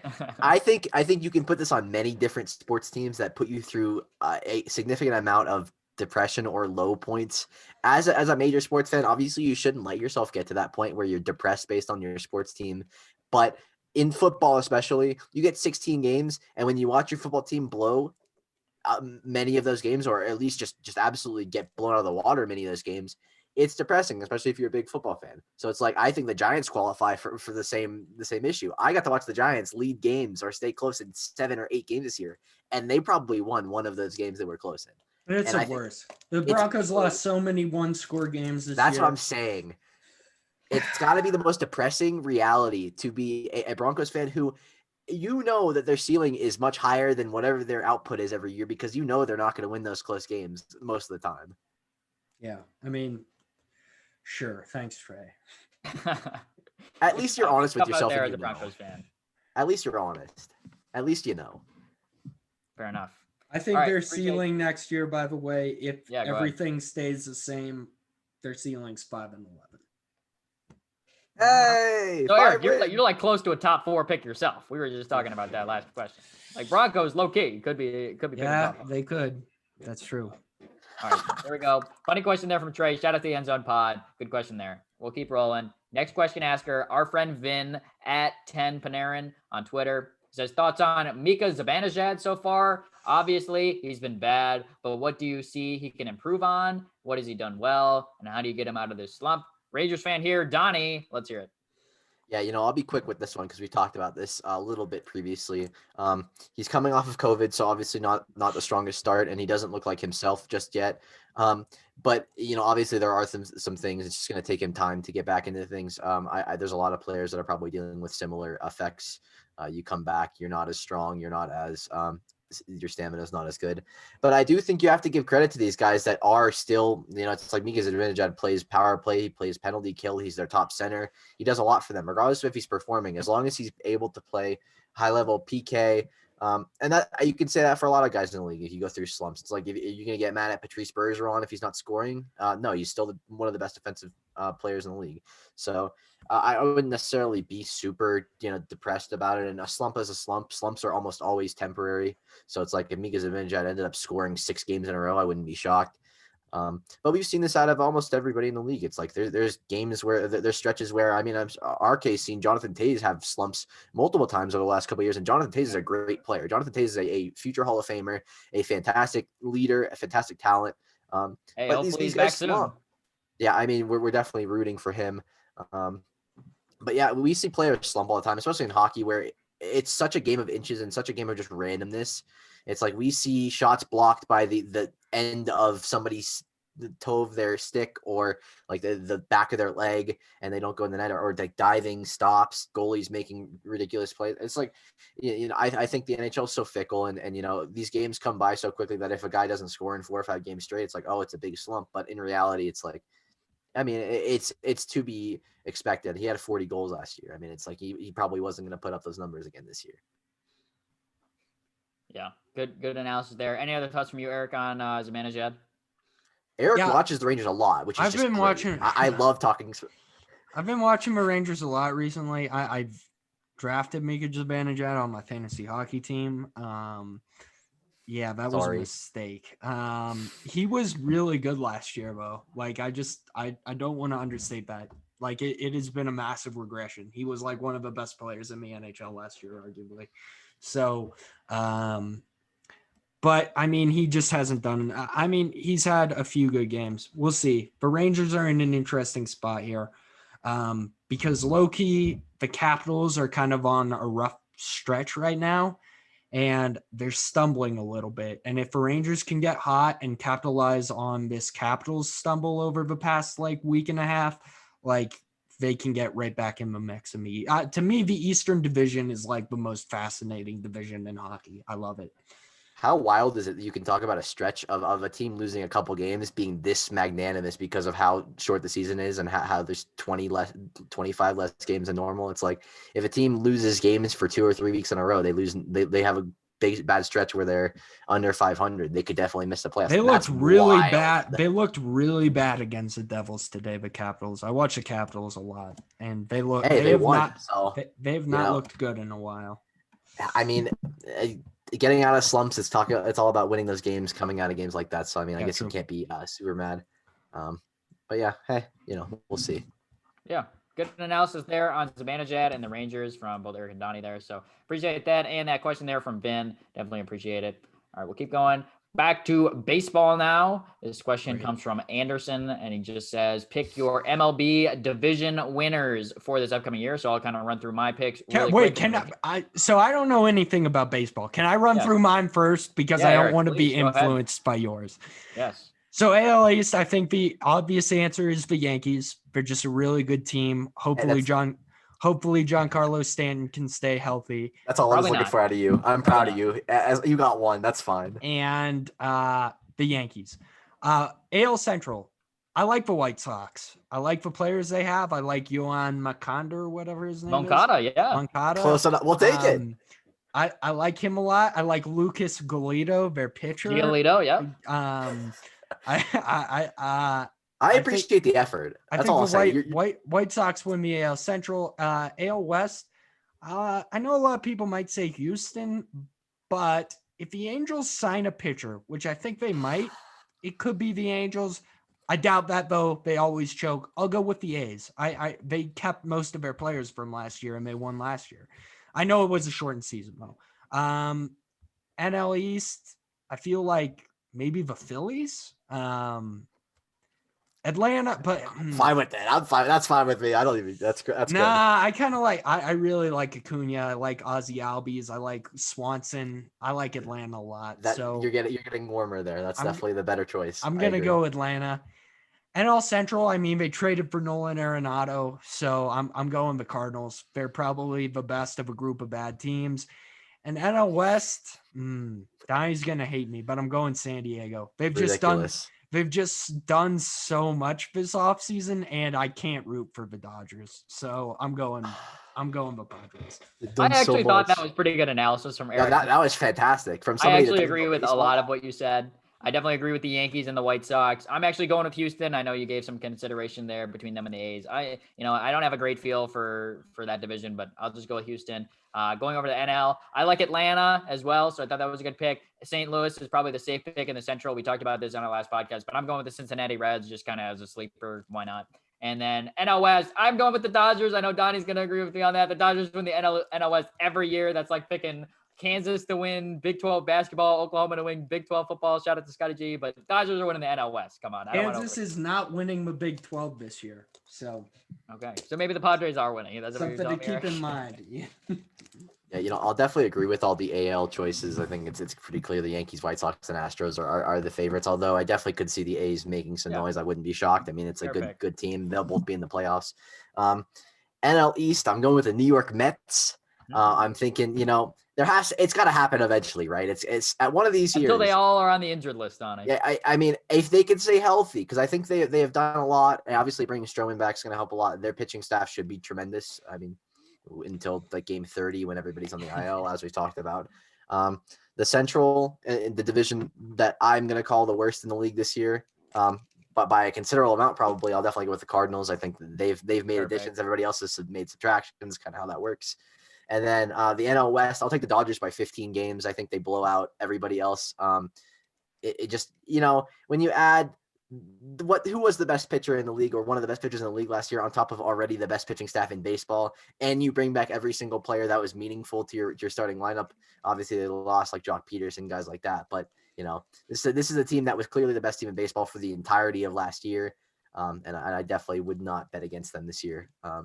And neither would the books. The books have the Dodgers as 3 or 4 wins ahead of the second best team in baseball. So yeah, good conversation there. Obviously excited for baseball to come back, as we mentioned, next Sunday.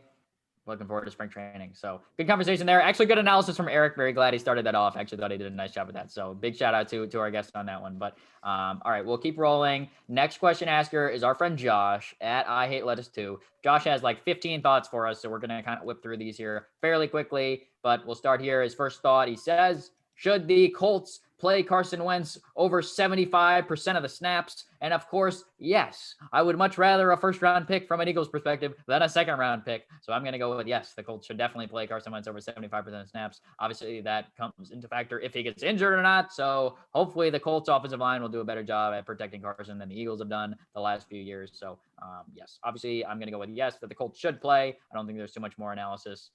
Any other thoughts from Eric or Donnie on that? Eric, you want I do think it's interesting. They love Jacoby Brissett. Like, he's a free agent. Fun fact. They're going to re-sign him. Everything. I watch press conferences incessantly. Everything the Colts have ever said about Jacoby Brissett is like incessantly positive. They are keeping him, and he will play some snaps next year. Okay. I mean, if Wentz was bad, I wouldn't be shocked if he played. I do think if the Colts are good and Wentz has a possibility to play 75% of the snaps next year, they're going to do it. There's no reason not to. Yeah, I would definitely assume that Wentz at least starts off with the job, may not keep the job. But yeah, I would definitely say if they're in a position to where they have to think about starting him for 75% of the snaps, the season probably went downhill pretty quickly.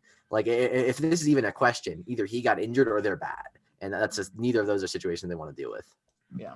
And I will note the other condition, if Carson Wentz can play 70% of the snaps and the Colts make the playoffs, that is the other caveat that could happen for the Eagles to get that first round pick. So a couple of options there, but pretty similar. So good thought there from Josh. Obviously, a lot of Carson Wentz analysis in this podcast and fellow Eagles fan there with Josh. So appreciate that question. Next one, he says, Ryan, you want to hang out for the draft this year? I will be vaccinated by then because I have a mental condition. And this is just a funny thought because, first of all, I would obviously watch the draft with Josh. Josh is one of my best friends and fellow Eagles fan. So, of course, I would watch the Josh with him. But he also clarified that he would be vaccinated by then. So I have no fear of... It's another layer of safety. As a result of being Love in contact. to see it.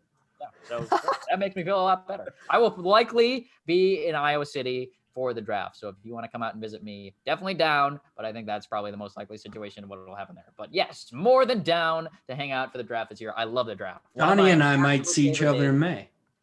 It's true. That's my point. Eric's coming to visit in May, so I'll socially distance myself.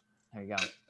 Eric may not be vaccinated by then because actually Josh says he'll be vaccinated by then because of his mental condition, and Eric's mental condition is that he's a Denver Broncos fan. So there you go. We all tie it in. So now you have an opportunity to get a vaccine. That's a valid. Wait, I don't Josh think has it's had a like Caesars. Yeah, I don't think being a Broncos fan is enough to get. No. I mean, like actual mental conditions. Like I do have like an actual mental condition. Yeah, so I'm sure you could figure out. Yeah, you could put yourself ahead of where you would normally be if you were. Like, hopefully, all just people can get the vaccine. Like, the draft. would anxiety disorders would that? I would Google that. I would Google that because that's interesting. I don't know how. It's state by state too, obviously. It's interesting. All right, fun conversation about the draft and coronavirus vaccine. So thanks for that question, Josh. Next one, he's got Justin Fields to the Eagles. So Josh, big Buckeyes fan and Eagles fan. Of course, he would want this. I'm a big Justin Fields fan too. I know I talked about it earlier in this podcast. I would definitely be down if Justin Fields somehow falls to 6th overall. And the Eagles are like, sure, give me Justin Fields. Why not? I don't anticipate it happening. I think Jalen Hurts will be the Eagles starting quarterback next season. So that's what I definitely anticipate. But hey, if Justin Fields is there at 6, I'm definitely down. So that's kind of my thought on that. Donnie or Eric, any other comments from you on that? Yeah, I'll add there's probably zero chance that this happens because I'm assuming that he's not going to fall that far. And I think Jalen Hurts, trading Carson Wentz means Jalen Hurts is probably their guy, at least for this year. You got to give him a shot. All right. We'll keep rolling for Josh questions. He says, anyone want to teach me how to ice skate? So Absolutely not. No. I'm not the No, greatest I ice don't. skater. I've skated Neither a few am I times in anymore. my day, but it was fun. I'm definitely not qualified to teach ice skating, but I mean, sure. If you want to visit for the draft and we can, find somewhere to ice skate, there's like a mall here in Iowa that has pretty trash ice, but you can ice skate. Fun fact. So, I mean, it could happen, but I mean, I'm not a qualified ice skating teacher, but I mean, sure, we can probably make something work. So interesting. Eric, are you able to teach Josh, our friend here, how to ice skate? What do you think? No, fun interjection. I am also looking for ice skating lessons. Like one of the I'd say greatest. you're not getting them. One of the You're not gonna get me. one of the greatest regrets in my young life is that I never learned how to ice skate. I would love if at any point in my life I got a chance to like play pond hockey. I would love to take that opportunity, but I simply don't know how to ice skate. So that could be a problem. Yeah. I don't know how popular skating or hockey is in your area. It's not really that I'm thinking it's probably another caveat, Yeah. It's like So what we need to do now for all of our Roadie on the Horn listeners is collectively teach us all how to ice skate together. We need like a Roadie on the Horn ice skating class. So that way all of us can learn how to skate together. That's what I'm thinking. So there you go. After we're all vaccinated from our mental health conditions, we can get that going. That's what I'm thinking there. All right. More thoughts from Josh that are funny. This next one, he says, Gene and Jude's best hot dogs. Josh has asked about Gene and Jude's before on this podcast. And again, he brings it up here. Chicago, obviously, Josh, another Chicago suburbs folk. So big hot dog fans we are in Chicago. Gene and Jude's very good hot dogs. I will note what Portillo's is the best hot dogs. That is Absolutely. no question. All Chicago suburbs kids know that. So there you go. There's your absolutely agree. All right. Localized thing. Donnie knows about Portillo's, so there you go. I don't know anything about Gene and Jude's, but I do know about Portillo's. So there you go. So Eric's got his hand up. Yeah. here's Eric, my interjection. I'm gonna make interjections on these. You are our guest. Welcome. What's the deal with Chicago people hating ketchup? Like, That is real. What you just said is real. There are definitely people that frown upon. I don't understand that. I love ketchup on hot dogs. I'm pro ketchup too. Listen, I get ketchup on my hot dogs. I'm not afraid to admit that. I don't know. It is a thing though. What you just said is real. There are definitely Chicago people that frown. Like I've met like several people from Chicago where I have gotten hot dogs with them, like at sporting events, and brought them to them with ketchup, and they're like, "I'm not gonna eat that," and I was like, "Oh, what?" Remember, people also argue about pizza incessantly, like their entire lives revolve around stylistic pizzas, pizza styles. So listen, deep dish pizza is good, and so is New York pizza. Wow. Yeah, our case something that some people I have could never had deep dish pizza. You got to do it. It's very good. Don't have that out here in Salt Lake City either.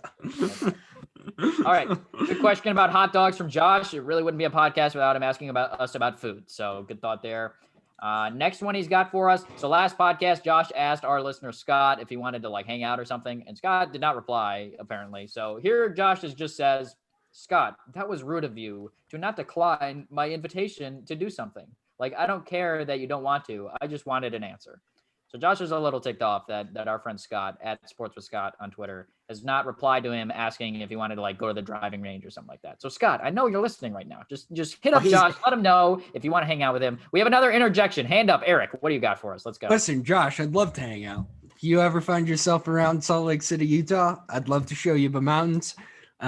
Maybe we could go skiing. This is an open invite to anybody in the world. Come to Salt Lake City, Utah. I mean, it's I'll take you outdoors and show you a good time. We'll get out of Salt Lake City, Utah, which is actually very not exciting, and see like wild Utah, which is actually more exciting. So, okay.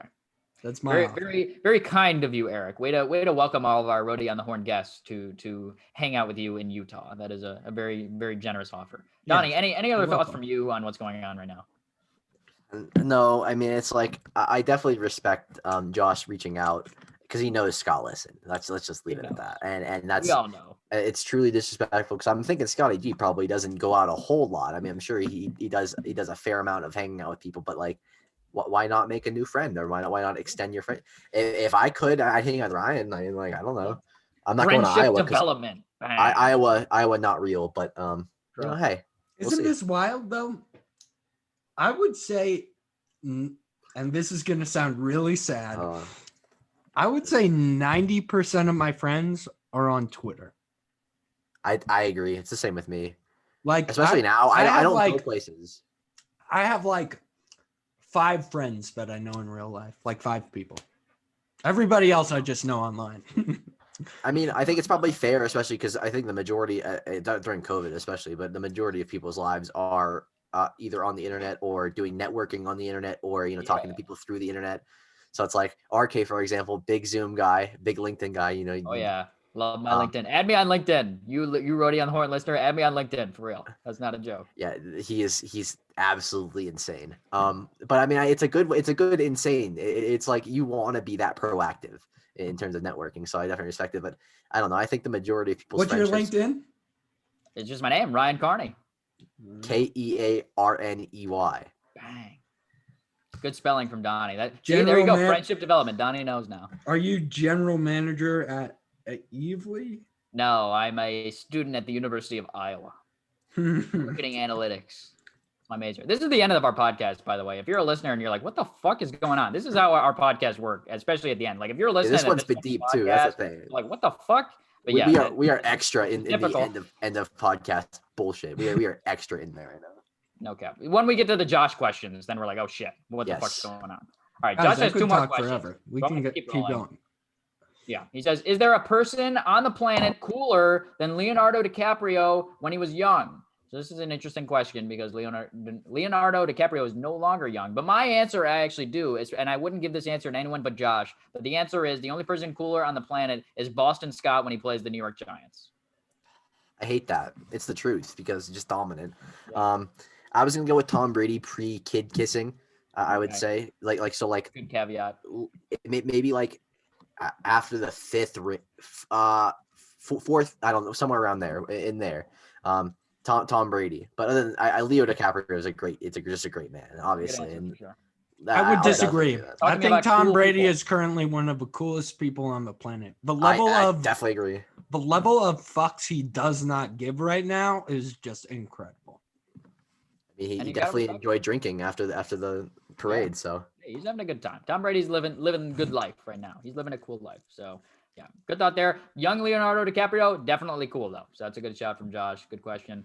Josh has one more question, a thought-provoking question for us. And he says, if you had to rob a bank with 3 people, who would you choose to rob the bank with? And they have to be real people. They cannot be fictional characters. So I'm actually going to go to Donnie here first. Donnie, give me 3 people that you are tasked to rob a bank with. All right, number 1, The Rock. He provides the brawn. He provides the size that we need out of somebody. Probably more of a watching the door type person than anything. I don't think that he's going to be in there like bagging up cash. I would say that's not a great idea. Number 2, it was interesting here to think about. Like I would have to do it with somebody that I actually knew, somebody that I could count on, somebody I could believe in. So I'm gonna go with Dan Moffler. He's been on the podcast before. Nice. I think Dan would definitely. We've done GTA missions before. We've prepared for this many a times. So I'm thinking that he would be on. He'd be on the right level here. He would definitely know what we're doing. And then number 3 would be Tyreek Hill. We need the speed just in case something does happen. I need Tyreek Hill to get in the mountains as fast as possible. So I need him to just get the 40 time and just run. And you need a violent person. Yeah, he's definitely he has a it's true. I mean, I can't deny that. Yeah. But yeah, I was definitely thinking, I don't provide that much. I don't bring that much to the table. Dan probably doesn't bring that much to the table, but The Rock and Tyreek Hill could carry us. And I like that. I like that answer. Eric, let's hear it. 3 other people you're robbing a bank with. Who are they? No comment. Just in case I do decide to rob a bank someday, I want it to be successful. Actually, respect, honestly. You are on air right now, being recorded. Donnie said Tyreek Hill. I was going to pick Tyreek Hill too. So I'm also taking Tyreek Hill on my team. Like I'm not putting together a team of people robbing a bank and not passing on, and I'm not passing on Tyreek Hill. Like, come on. I'm taking Tyreek Hill for sure. I got 2 other people, and I want to go. I'm actually, fun fact, my personality. I fucking hate magic. Like, magic is not fucking real, okay? It's just an illusion. But I'm going with Penn and Teller as my other 2 people. I feel like that's funny. Penn and Teller would be able to help me out and like cause some shit to go on and like, oh damn, they just stole all the money from the bank. So I'm going with Tyreek Hill and Penn and Teller as my 3 others. I can't even argue. Like that's quality. That's what I'm going with. I like it. I'm confident in that answer. So good thought, good question from Josh. So I definitely like that, and respect for Eric for passing on a few questions as well, because you never know who'll be listening. To Roadie on the Horn listeners, maybe they're FBI agents. So Tyreek Hill now is actually a hot commodity, because now people are wondering if Tyreek Hill is starting to rob banks. Maybe if he's trending on Twitter, that's why. Maybe that's a thought.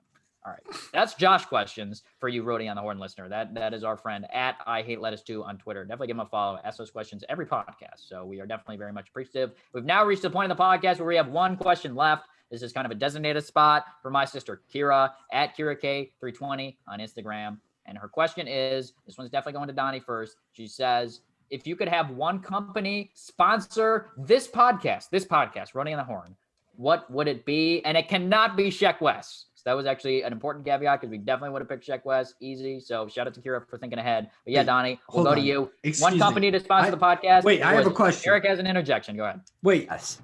is Sheck West is a person. Correct. He's a brand. Sheck West. He's not a company. He's a basketball player. Sheck West is on a basketball team in France, so I mean, he's not a company, but But people forget that Roadie on the Horn drafted Sheck West first. We did indeed. He did not sign his contract, however, so we definitely have to move on from that. But if I did have an answer for this, I would probably go with either DraftKings or FanDuel. I just think it makes too much sense. We talk about betting odds a lot. We talk about bad bets a lot. We both gave can't lose parlays that lost the last time we did that, and then we picked soccer parlays that also did not work. That was an Eric question, I believe. Did not go well in the Premier League. So I would definitely go with DraftKings, specifically DraftKings Sportsbook, because that's where I bet the most. I think it just makes the most sense. I'm going to give a logical answer to a logical question instead of giving you some stupid shit that leads you down a rabbit hole. It doesn't make any sense. Yeah, fair. RK, go ahead. My initial thought was Nike, but I feel like that's kind of like a basic answer. Like, oh, wow, it would be super cool to pair with Nike. Definitely down, but I'm going to go with Fanatics. I feel like my thought was like, I'd like to get someone that could help us with like apparel. Like if I could get like a Roadie on the Horn and snapback, like maybe that's like an idea down the road. That'd be pretty sick. Or like Fanatics, obviously they do a lot with like other teams too. So I feel like they could hook us up with some merch. So that would be pretty sick. I'll go with Fanatics on that. Eric, you have a podcast yourself. You could pick any company to sponsor your podcast. Who are you picking? Yeah, Coca-Cola. Okay. I just embody the brand. My blood is, I would say, 90% Coca-Cola. I'm not a healthy person.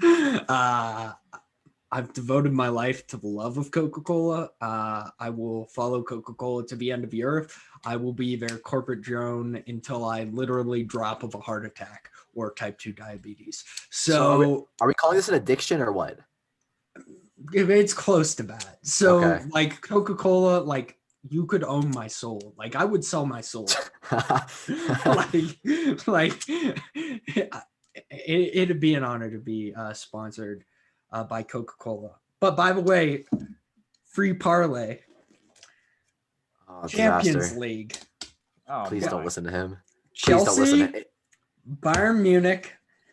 Please don't listen to Pair him. that with Serie A matchup of Please don't listen to him. Sassuolo against Torino on Friday and Nobody wants to watch Serie A soccer, Eric. Parma. We're 2 hours into a podcast. And And it's- Parma against Spezia. Parma over Spezia, 7 a.m. Parma is Eric, one of the Eric, best name teams me in the 3 league players right on now. Parma. Name me 3 players on Parma. Antonio. All right, moving Valencia? on.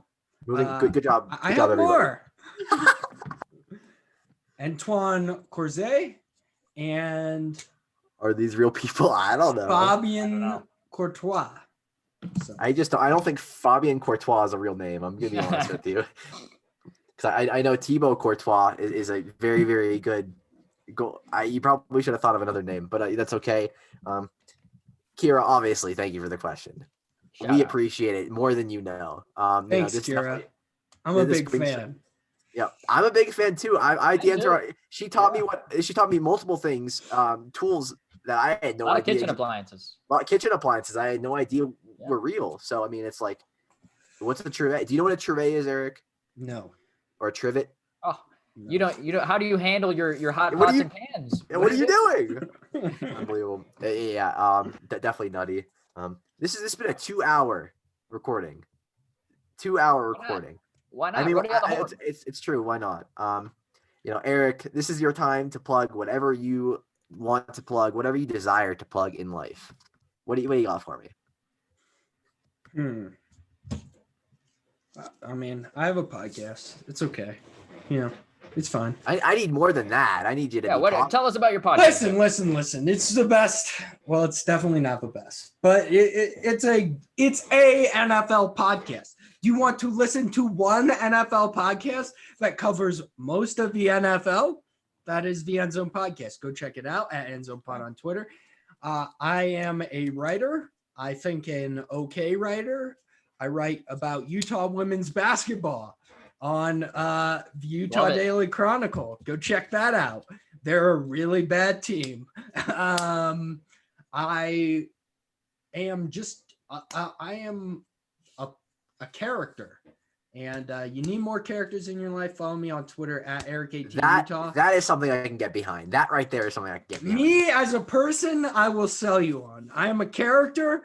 There is no one like Eric Jensen. No one says the things I will say, and no one will ever match the things I do. So this man's got a ruler in his hand, by the way. For each podcast, I just want to mention he's had the ruler in his hand the last 2 hours. He has had the ruler in his hand the entire time. Yeah, I've been fiddling with the ruler and a rubber band the entire time. I told you guys I fidget when I talk. Yeah, I don't have that ability. It would like piss me off to have something in my hands right now. I have a bottle here. I'd be just passing around, throwing it up. It's just like I just. But yeah, I mean I am a big fan of this show. I am happy. Donnie's first podcasting experiences came with me. I was very happy when he started a podcast. It pisses me off that you guys don't have a schedule. That really pisses me off. That's never gonna happen. I'm too lazy. I'm too lazy for that. Ain't happening. But I like that you've started to timestamp things. That was definitely a big feedback. I wasn't gonna do that. I wasn't gonna do that. That's good and smart and makes me listen every week. And good. I doubt anyone has sat through the full 2 hours, but if you have, I think you're wrong. I think Scotty G G and Josh are our two that we can. I'd say Josh is even questionable. Scotty G is the biggest supporter in my life. Oklahoma's going to be a 2 seed. They're going to be a Sweet 16 team. Maybe the Final Four. Who knows? I don't want that to happen. I don't love Oklahoma basketball. Love Oklahoma football. So I'm with you, my man. Awesome. Good stuff, Eric. We're really glad to have you on. Obviously, we'll have you on again soon when the Utah Jazz do things. Hopefully, good things. We'll see. That was a fun maybe bad things. You never know. Follow us on Twitter at Roth Podcast. Follow us on Instagram at Roth Podcast. Follow us on TikTok at Roth Podcast. Add me on LinkedIn. That's what my parting way. Check West. Come on the podcast. It's been an awesome one. It's been a long podcast. I'm excited, but we're gonna end it up here. So shout out to you guys, listeners, for making it all the way through. Definitely let us know your thoughts on social media. We'll end out off here. Thanks again, everybody, for listening, and hope you have a great rest of your day, everyone. Peace. Peace.